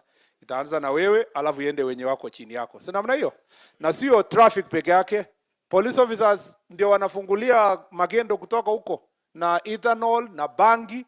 Ule mjamaa aliongea hapa ni ukweli. Hakuna bangi inauzwa kwa location yoyote ama division yoyote bila kushirikiana kwa chief na OCS. Hakuna. Na hakuna ukora inaendelea kwa mahali bila polisi kuwa ni accomplice. Hawa wamewahi tuma hawa wanakada na multi agency team, Bwana Anthony Omariko wako hapa, asante Bwana CEO. Wamewahi tuma polisi special team inatoka Nairobi. Wakifika mahali kushika pombe na ethanol na banki, unaona mtu akishikwa anasema na OCS anajua hii maneno. Unajua kwa nini anasema ni OCS anajua hii maneno? Anashindwa alishikwaje na tulimaliza hii maneno na OCS. Because washakubaliana na OCS, mtu akikuja uniambie kwanza ndio ni fiche. So we need to make sure that we deal with corruption. And corruption is endemic. It is the thing that makes our ministry number 1 kwa mambo ya corruption, kwa ranking number 1 kwa corruption. We have to deal with it.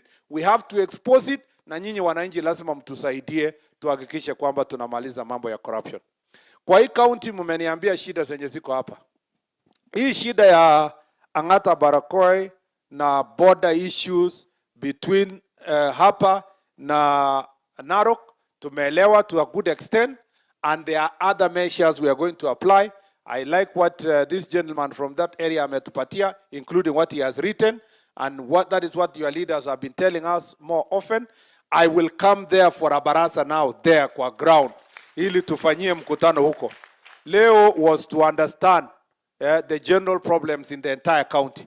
But the place where there is a disease between Narok na hapa ni hapo. Hapo ndio inatusumbua. Every other day, the reports that we get is about that border.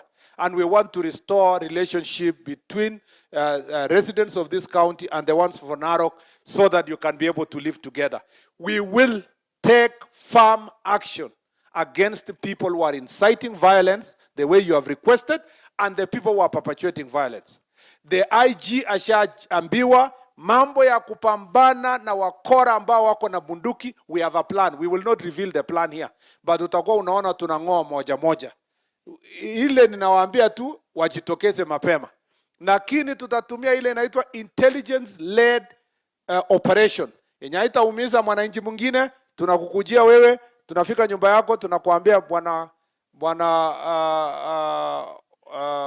you know, sema Paul, ndio nisiambiwe kabla gani. Sema na wewe bwana Paul, lete ile bunduki uko nayo. Wewe Peter, lete yako uko nayo. Na ukikataa kuleta, utajua ujui.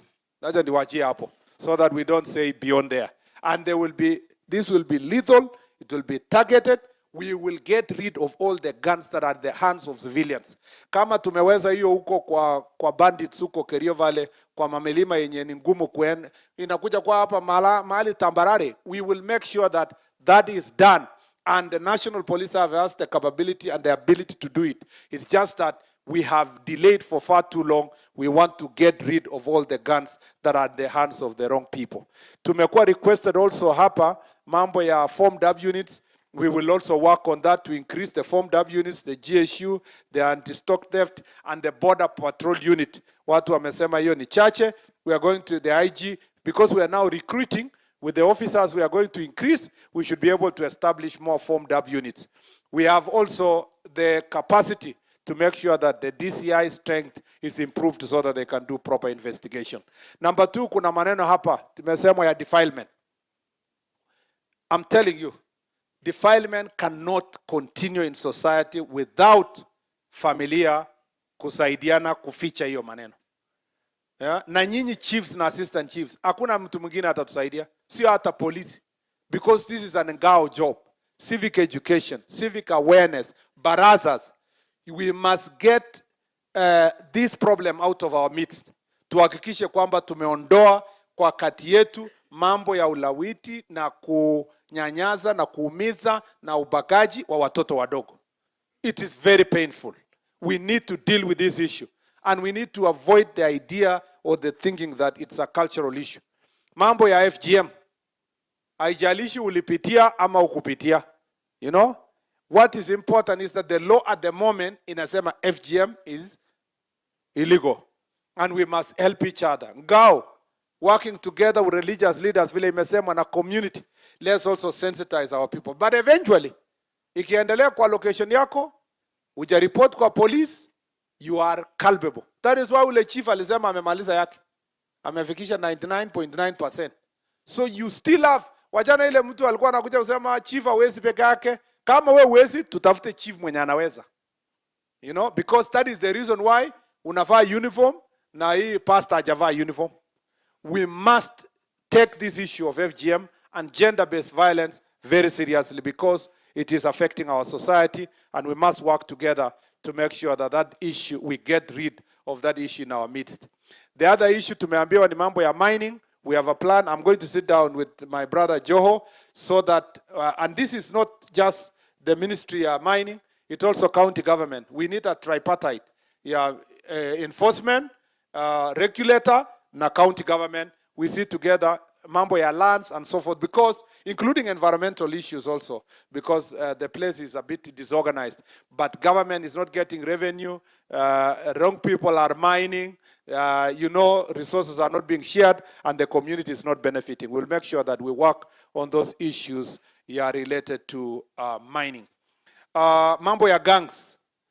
I am told, political goons and gangs, we must get rid of such characters in our society. We want a society that allows everybody to flourish in what they do. Kuna watu hata wakubali opponents wao waongee kwa sababu wametengeneza magengi ambaye wanatumia kisiasa. We will be working strategically to see how to dismantle especially gangs that are, or goons that are leading to insecurity in our county. All these issues can only be achieved if we work together as a team. Tutafanya kazi pote pamoja. The public and ourselves, we must be able to work together as a team. To achieve that, there are certain things you have requested and I want to respond to them. Number one, mambo ya mobility. Magari, there is a procurement process ya kununua magari, na also mambo ya kuhakikisha kwamba tuko na motorcycles where we need be, and also kuhakikisha there is mobility for both Ngao, police, and our prisons. So that is ongoing. I hope we finish before the end of the year, and we will distribute fairly so that some of the vehicles can assist in working together. Please pool resources together. ACC moja aliongea hapa akasema OCS ako na gari lakini yeye hana na ni supervisor. Ati sasa OCS ana arrive na gari na ACC ana arrive na bodaboda. Si namna hiyo? Lakini mna arrive wapi? Sini OCS anakuja kwa ACC. Yeah? But on a very serious note, we must ensure that nyinyi wote you pull resources where it is. These are resources for government. Ukiwa police, ukiwa nini, you're all in security sector. We must work together as a team. And tumeambiwa throughout the country that the most affected cadre of public servants ni ACCs. Ni ACCs, kama vile tumeambiwa. Mmesikia hiyo maneno? Mliona ule mama ACC? Ule alisema nimevaa sasa skirt na panda bodaboda na pia mtu ya bodaboda wakati anampeleka anamkimbiza, alafu anamwambia mama shika vizuri, asipomshika mtu ya bodaboda vizuri, huyu mtu ya bodaboda anafunga break ndio yeye angukie mbele. So haileti heshima kwa mama ACC. Ukweli ama sio kweli? Na most of the ACCs wametuambia kwa mahali tumeenda. Moja huko Makueni alisema aliletwa na motorbike na ni mama. Alafu ule mtu wa motorbike alipoona mkutano imekaa namna hii akaongeza speed na style ya kufika kuonyesha yeye ndiye ameleta serikali, lakini kwa hiyo mbwembwe akaangusha ACC. Kofia ikaanguka huko ACC upande ule. Nasikia mtu akashout kwa mkutano akasema serikali imeanguka. So we will be able to sort this issue once we have transport ya kuhakikisha kwamba our ACCs are being taken care of. So namna hiyo. Pia mmesema mambo ya uniform, tumekubaliana uniform inaletwa hapa for the first time since 1963. For the first time uniform inapeanwa kwa county. Ukweli ama sio kweli? Na tuko na ya kutosha. Hiyo ilikuja, ile nyingine italetwa. Mtapata uniform yenu na mtakuwa mnachukua kwa sub county, na tumesema kila mtu apimwe vizuri. imtoshe. Yeah? Yeah? Because kuna mahali nilienda, kuna jamaa amevaa longi yenye sikuwa najua ni longi, nilifikia ni marinda, kwa sababu huwezi ona hata hapo katikati kwa sababu inatembea. Nikauliza what happened, akasema alienda hapo Nairobi kwa APTC akarushiwa kwa dirisha. Kaambiwa, akasema haitoshi, akaambiwa jipange huko wapi? Mbele. Kabla hajajipanga waziri akafika akafaa kuje mkutano. So we have to be able to deal with that issue. Pia juzi nimeambiwa na wamama, maofisa polisi, ACCs, chiefs kwamba hii uniform lazima ikue pia na ile ya maternity wakati wa mama kabla wajifungua. Yeah, mnataka namna hiyo? Sasa hiyo uniform ya maternity bwana Masengeli isifike 1 month. Yeah? Na mimi nataka maofisa wote wako expectant saa hii waandike majina yao, wawekwe uniform within the next 1 month. Na mimi nikuwe pale nikisimamia ikipeanwa. Si namna hiyo? Asante sana. Kwani kuwa expectant ni makosa?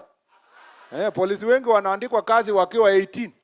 Hata kabla wengine hawajazaa for the first time. Kwa nini mtu hajafikiria kwamba anafaa kuwa na uniform ya maternity dress ile mzuri? Na vile nilitangaza hivyo, nimeona watu washachora kwa AI kwa online. Sasa tunachagua tu ile iko mzuri, tunatengeneza hiyo, tunapatia wamama wetu waende wakivaa. Pia mmesema mambo ya AI, we will review all those AIs vile mmerequest.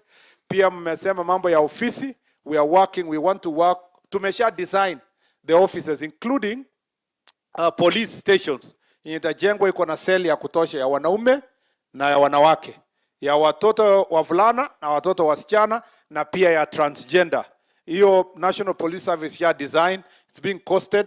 Alafu sasa tutakuwa tukijenga, tunajua standard police station. Pia the same standard ACC office, standard chief's office. Na tunashukuru wabunge ambao wameshajenga these offices. But we want to work with NGCDF tuhakikishe kwamba we build most of this infrastructure ndio isaidie kusonga mbele. Mumeongea kuhusu operationalization of administrative units, locations, sub-locations, ambaye haitaweza ku-operationalize other divisions and sub-counties. We are in the process, we got a very small budget. So we want to distribute yenye tuko nayo across. But in the next supplementary, we'll be asking for more resources so that we can operationalize the administrative units yenye isha gazetiwa, ndio ile assistant chief alisema hapa, ile iko kubwa iweze ikashughulikiwa. Na nakubaliana kwa wale wanasema chief akipanda cheo ama chief akiretire, the first person to consider is the assistant chief. And that is a directive we have given to our county commissioners. During interviews, the first priority should go to their assistant chief. Unless the assistant chief ni mlevi, ni mtu asaidiki, ni mtu ameanguka, ndio tutoe mtu nje. But if we have somebody who has good appraisal, the first point of call is the assistant chief. Pia tumekubaliana kwamba mambo ya chiefs ambao wako na degree na assistant chiefs, tukitangaza ACCs, tutaweka kando positions yenye tutadistribute across the country kwa chiefs and assistant chiefs who are graduates so that they can progress kwenda mbele. Ule chief karibu retire amejitetea sana. Ako wapi yule bwana chief? Nimesema affirmative action afanyiwe, huyo bwana amejitetea, ionekane vile aliomba, ndio tuone which one we can be able tusaidiane kufanya namna hiyo. Na sio yeye peke yake, kuna cadre of chiefs who have been waiting for promotion for long, na tumeleta training this late. I have said we need to see some consideration for them so that tuweze tukasonga mbele pamoja. Mambo mengine ambayo yameulizwa ni mambo ya village elders. Nimetengeneza the cab memo, tulifanya public participation kila kitu. Sasa nitapeleka cabinet, tupate cabinet direction, ndio tuone what facilitation tutafanya ya our village elders. Kwa upande wa police officers, as I said earlier, promotions are going to be worked out. Na transfers also, we want to make sure that transfers are done in an objective manner.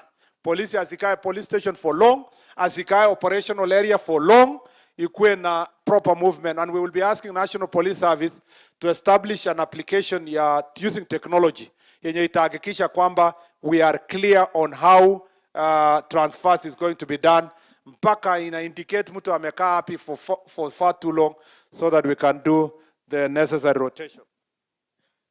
I think most of the issues nimejibu, if I'm not wrong. Some of the things we have been asked here also, we must work together with the border and the community. Please, nawaomba watu wa border. Self-regulation is a very important thing. And we have a big problem with our border industry. And this is something we must face head on. Tumesikiana wote? Hii tabia yenye accident ikifanyika, mnafanya mob injustice must come to an end. Hii ya kuchoma magari, juzi nikiwa Vihiga mwenyewe, niko huko Vihiga town, accident katokea kwa Luanda. Gari iligonga bodaboda.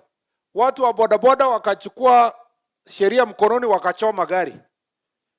Baadaye wakaambiwa hii ni ile gari yenu mlianunua ilikuwa inaletwa kutoka Mombasa.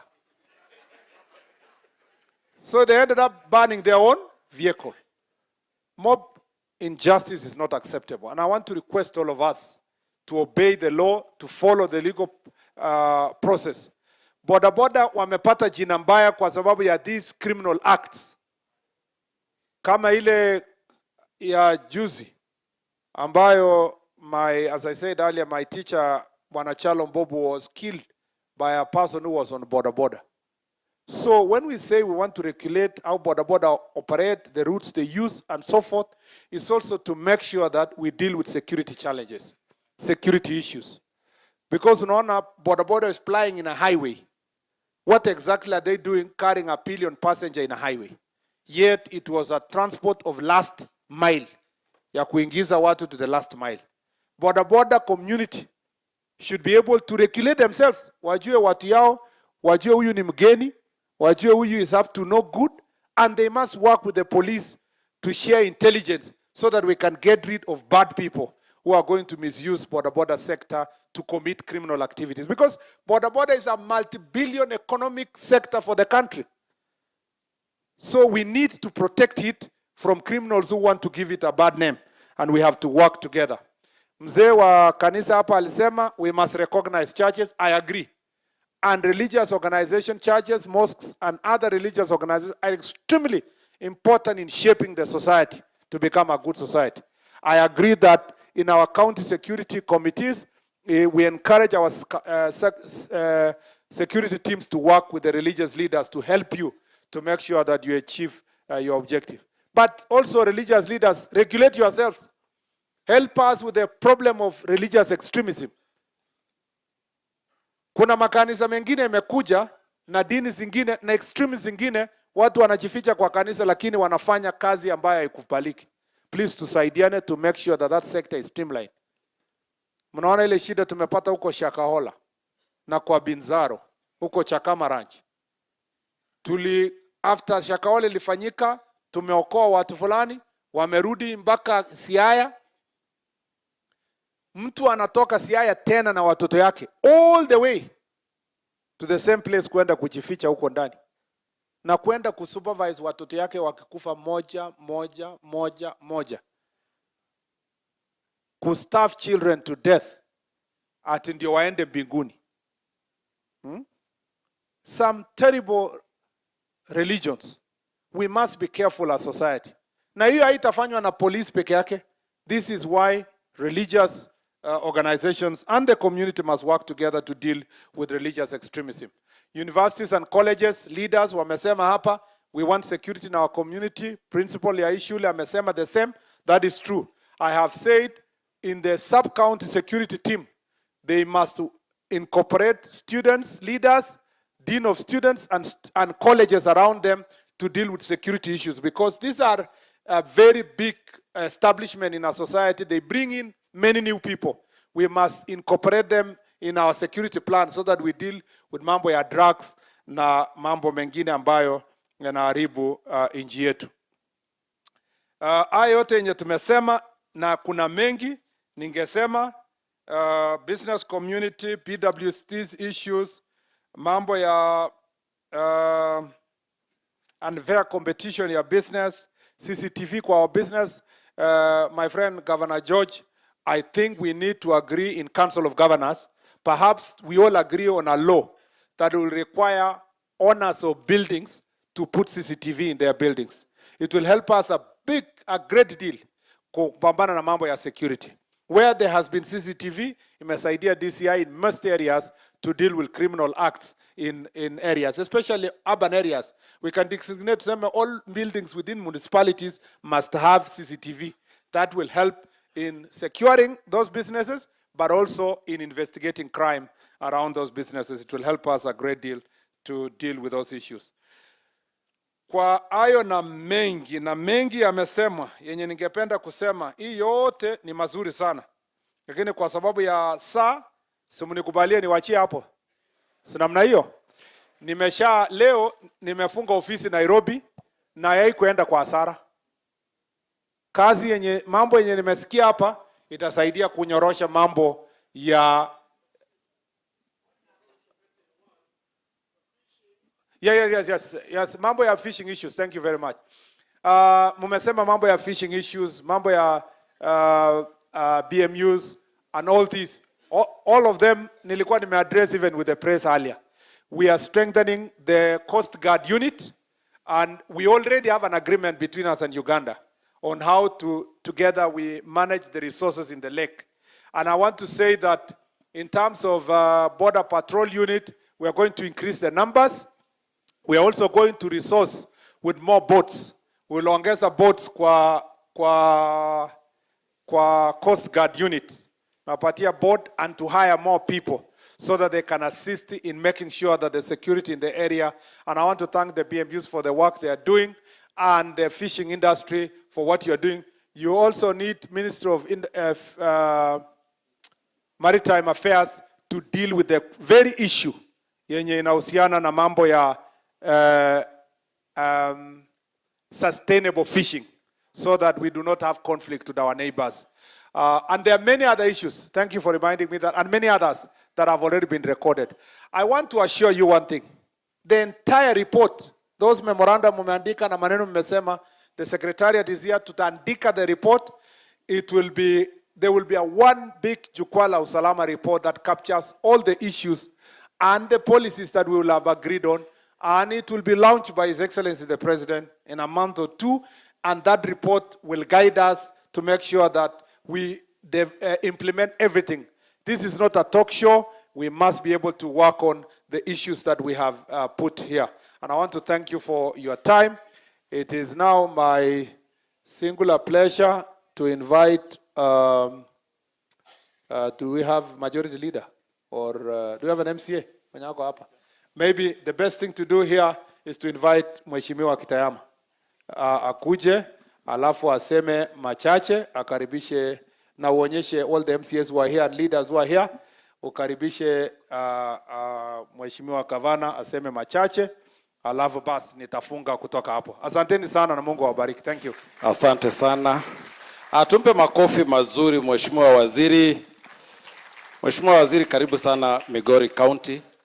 Tunafurahi sana, and we don't take it for granted that you have come all the way and taken your time, and you have clearly shown leadership in this area of security. We must say that this is a first of its kind, that the national government in the area of security, that you are engaging in this manner. And I can assure you, one time I was a director Kenya Pipeline, and we undertook such an exercise, and it revolutionized how Kenya Pipeline managed their affairs. And Joe Sang is your friend, you can ask him. John Gumi led us, and it did wonders, and it was a good exercise. Mheshimiwa Waziri, ni ombe MCAs ambayo wako hapa wasimame. Alafu vile vile pia kuna wale bwana ambao walikuwa wametengeneza ile memorandum, kwa sababu Mheshimiwa Rais amesema kwamba memorandum zote, yani maoni yote ambayo tumesema hapa yanaenda kupitiwa vizuri ili yaweze kutengeneza katika document ambayo itatusaidia kuendesha Kenya yetu mbele. Naomba wale ambao mlikuwa mnatengeneza ile memorandum muje hapa karibu, so that tuweze kumkabidhi Mheshimiwa Waziri.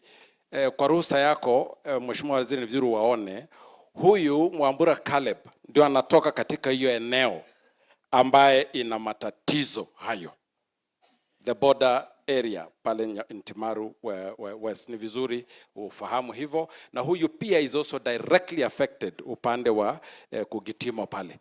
where the assistant chief was murdered. So hawa wawili ni muhimu sana, na huyu utampatia Mheshimiwa Waziri memorandum hii. Hii itakusaidia Mheshimiwa Waziri kuweza kujua shida ambazo ziko katika eneo lile. Haingewezekana shida zetu kuzungumzwa kwa dakika 2. Watu wamekufa, wamama wamekuwa wajane. Tuna matatizo ambayo tukianza kuzungumza inaleta hali ambayo sio nzuri sana. Lakini tukushukuru sana Mheshimiwa Waziri kwa sababu umedhibiti eneo hilo ukipitia vyombo vya usalama.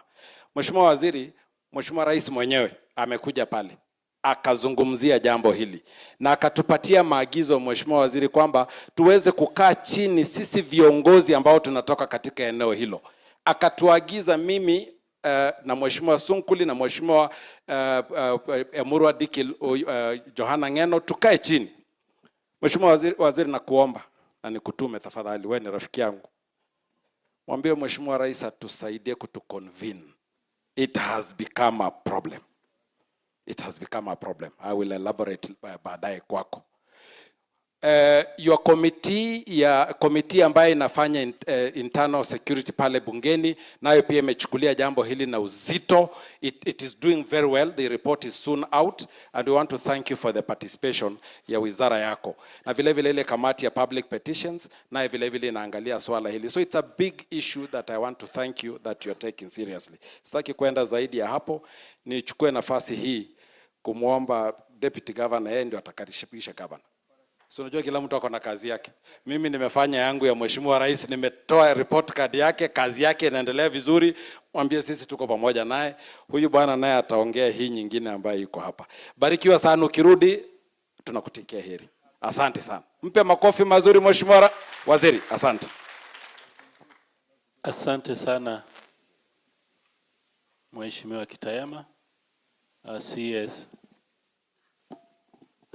wa Interior Honorable Murkomen, wa Governor na uongozi wote.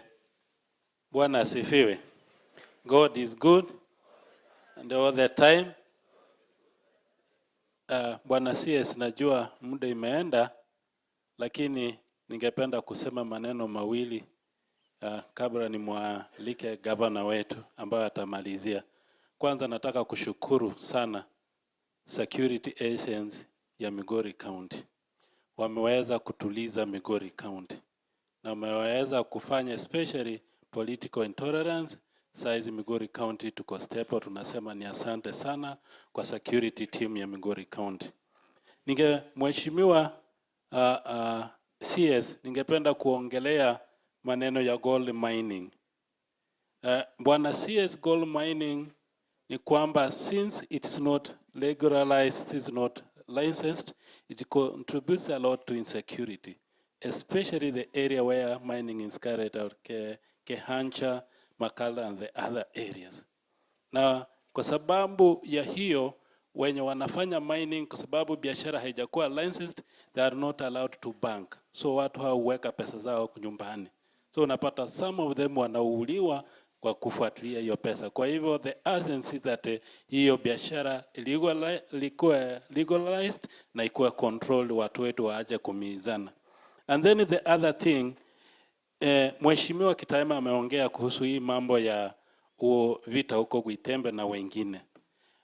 Kabla ningekuomba kwamba this year International Peace Day in October, tunakuomba iweze kufanyika na isifanyike hapa town, ifanyikiwe huku, wewe mwenyewe ukuje tusherekea huku na tuweze kuelezana na ukweli.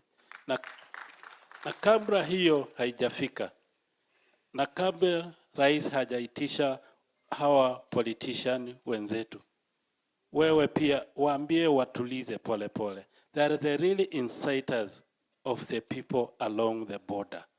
Hakuna njia kiongozi atasimama incite the other side na akuja asimame.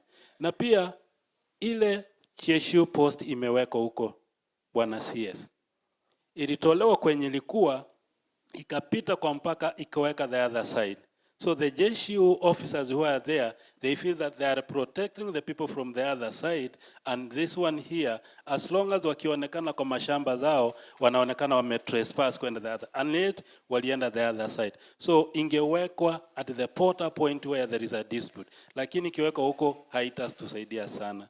And then this issue of Awendo declaration, Bwana CS, ilikuwa inafanya kazi mzuri. Ng'ombe zikipatikana sehemu zinarudishwa venye zilienda na wanaongeza zingine. Lakini our neighbors walivunja hiyo. The last time could happen, ng'ombe zilipelekwa huku, wale walifuata huko walienda wakawekwa chini, wakafanyiwa vitu mbaya sana. That was the end of our Awendo declaration, that ng'ombe zikienda the other side zikikuja hapa, there is no follow up. That's why unaona hata watu wa kufuata hizo ng'ombe hawezi cross the borders.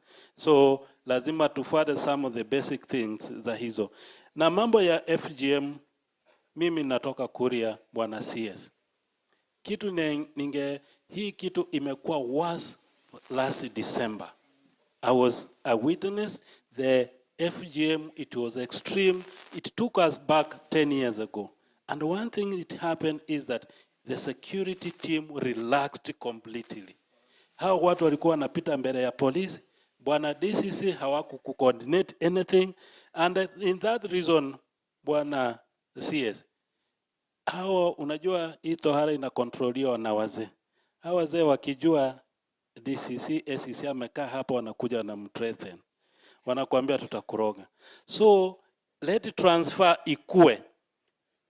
Hiyo wakati towards FGM time, tuna circumcise or tunafanya hiyo practice after 2 or 3 years. Let the officers waleto hapo hapia, wageni kuhandle that issue. Wale wamekaa hapo wamezoeana na wazee wetu hawa, watoke hapo, so that tuweze kuikontrolia. Na hayo na mengi nimesema, na kushukuru kwa kukuja, na tunakuomba tuendelee kufanya kazi pamoja. Na ningependa kumualika governor na pia aweze pia kutuhutubia watu. Thank you, Excellency. Karibu. Thank you very much. Thank you, CS. Thank you, senior officials who have accompanied the CS. And thanks to my colleague. Serikali hamujambo? Na serikali ya county hamujambo? Thank you very much. Now, I want to say that I'm very pleased that you have taken your time to be with us today to try and solve for us our security challenges. There was somebody we all know about, the late Kofi Annan. The late Kofi Annan said that human security has certain pillars. One of the pillars for human security is peace. Another pillar for human security is sustainable development, human rights, and of course, security. So human security is premised on those pillars, and he went ahead and said that you cannot enjoy security without development, and you cannot enjoy development without security. But if you are to enjoy both security and development, you must bring in human rights. So thank you very much for being here. That's very important to us. Mimi nimekaa hapa, najua wenzetu wengine magavana hawakai. When I asked for the job to be governor, nearly devolved myself, including listening. So today I came to listen. Allow me to report to you that your officers, security officers on the ground, are very good people. Migori is a difficult place, but in spite of that difficulty, your officers are doing splendid job. They are working very well. And I want to take this opportunity to appreciate the President of Kenya. The President of Kenya, together and Baba, walileta broad-based. I had the misfortune of being governor when the political tensions were high. And mimi kama governor ilikuwa vigumu sana nitekeleze majukumu yangu kwa sababu I had been elected by people who were grieved and very angry. And at that particular time, the county commissioner who was on duty thought that I was the repository of all incitement. Watu wakifanya hivi, they thought everybody else walikuwa nasema hivi. Even there was a time Mheshimiwa Kitayama, some other angry people went to his place and raided. It was very difficult here. Hii mambo ya broad-based imeleta urafiki na uhusiano dhidi sisi wenyewe wale tuko hapa na these officers. These officers are friendly but firm. They are wonderful people. We work very well, and let us harness this as the modus operandi as we go forward. Let us forget all our political differences. Tujue sisi ni watumishi wa watu, tuwatumikie kwa sababu kila mtu uwe umechaguliwa kwa chama tofauti, uwe ni wa serikali ya hapa, serikali ya juu, wewe ni Mkenya na unalipwa na Wakenya wote. So I want to ask you, as you talk to your colleagues, or tell them to treat Kenyans very well the way this broad-based policy has done, so that Kenyans feel free and are happy to serve us. Just 3 things to observe. These officers, and these officers also know, that the authority of government is what people see. Authority must be seen. They know, you also told them. They don't have good houses. These officers do not have good mode of transportation. These officers do not have many things. So their authority ina diminish kwa maono ama kwa maoni ya watu. So take this as a priority to ensure that we have proper offices, and I'll suggest to you how.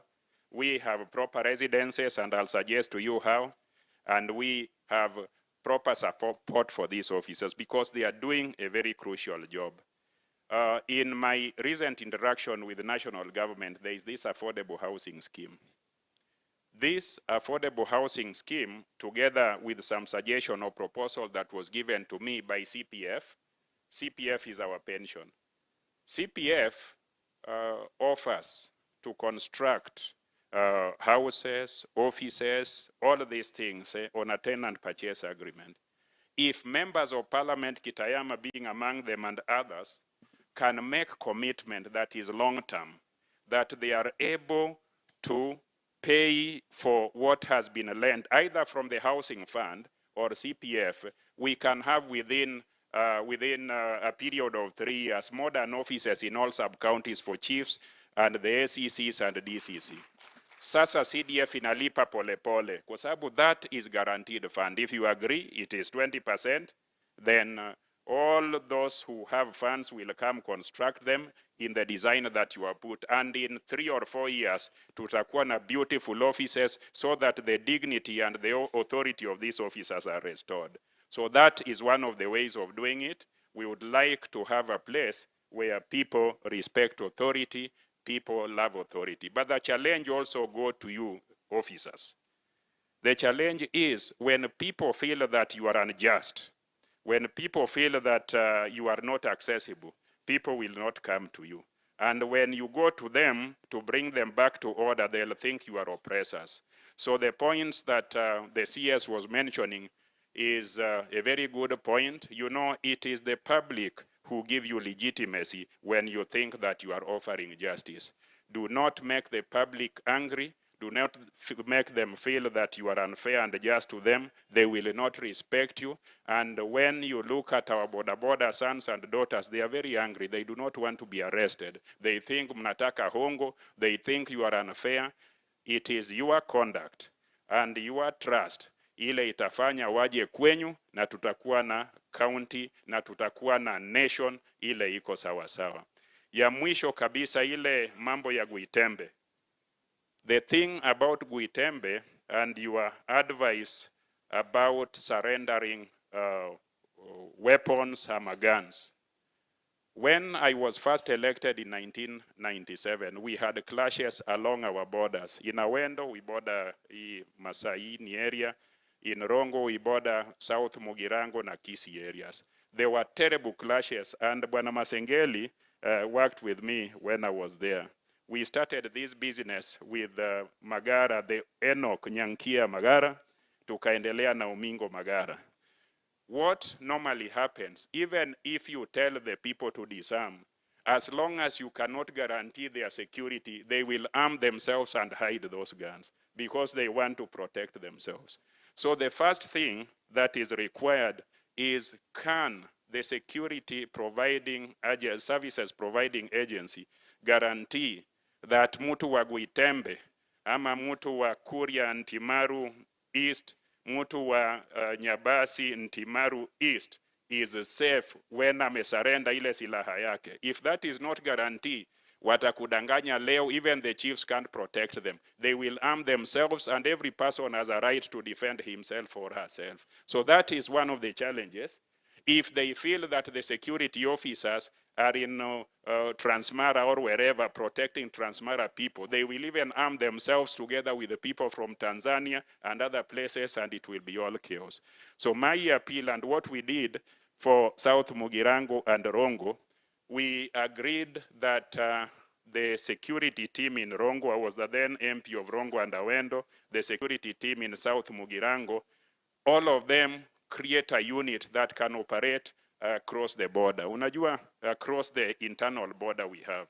If people in Migori wanaona hawezi pata security kule, na watu wa kule wanaona hawezi pata security huko, inakuwa changamoto kubwa sana. So it is important to create a unit that is able to work on the other side, work on this side, so that both sides, because we are the same nation, can have justice. Still on that point, and it's the last point on that point, politicians are weak. The politicians in Narok and the politicians in Migori, because of the pressure we have from our supporters, we may not conclusively deal with this matter. Let the government take charge of that land, and the government should be fair. Ikisema eka 5 ni ya Mukuria, iseme eka 10 ni ya fulani, inaishia hapo. Because politicians sisi tunaona watu wetu wamekasirika, tunasema kitu ingine. Au wanaona watu wamekasirika, wanasema kitu ingine. I think as a government we must take a firm position. Hakuna maisha ambayo haipendwi na Mungu. So let's not lose any more life because of the conflict we have at the border, and let us all live together and work together as Kenyans. I want to finally thank you. Naona watulivu sana.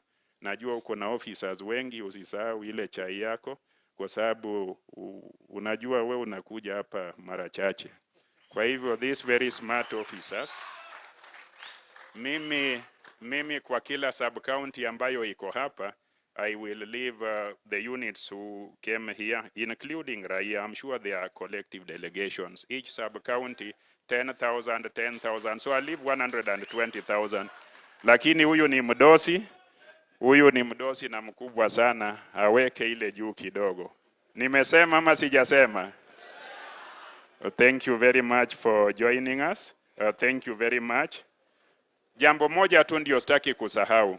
I was just hii jukwaa ambayo umesema this is transformative.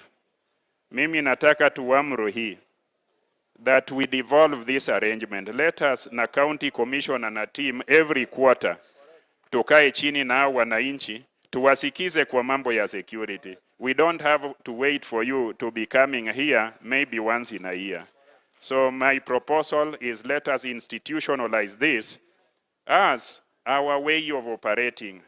Leadership elected, members of parliament, governor, MCS, and security people will listen to the public about the challenges they have. Thank you, and may God bless you.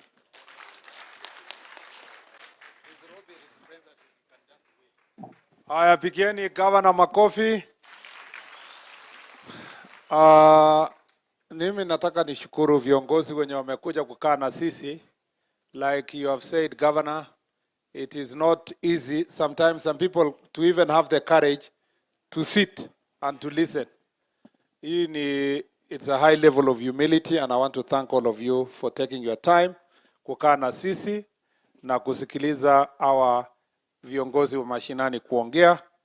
Mimi nawashukuru pia, nashukuru Mama County, she had to leave, and she really took her time. Ni sisi ndio tulianza late, na najua wabunge wao wengine walinipigia simu kusema tuliwachanganya na the way we kept changing our program.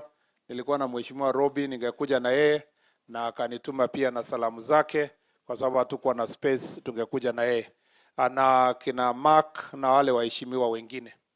Pia nataka nishukuru governor. Governor huyu tulifanya kazi na yeye tukiwa Senate pamoja, na amekuwa rafiki yangu hata kabla ya uchaguzi, kwa sababu we shared a class with him at the university.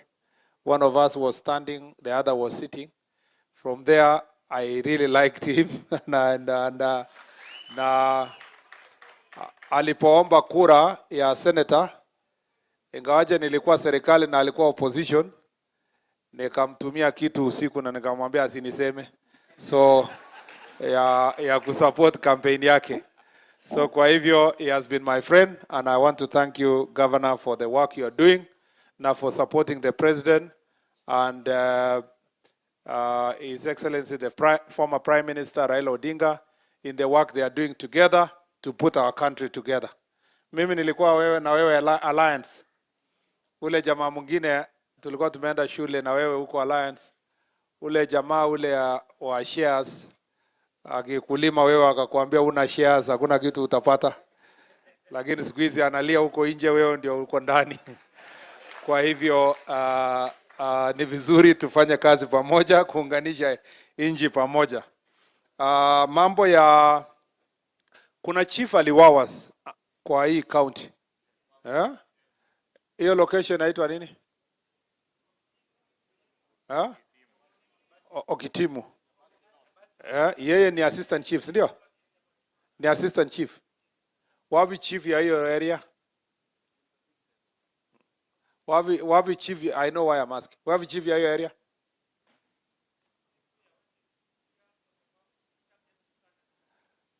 Huyo chief nimeambiwa hajakuwa kazi kwa wiki ngapi? Na yuko Kenya. Yeah, so ufanye vile unajua inafaa kufanya. Alafu DCI afanye vile anajua inafaa kufanya. Si namna hiyo? Tumeelewana? Tumeelewana? So chiefs mnasema pia maisha yenu yuko hatarini.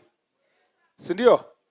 Lakini si nyinyi pia chiefs mnaweka maisha ya wenzenu hatarini. So the very few bad people in our midst must be dealt with according to the law.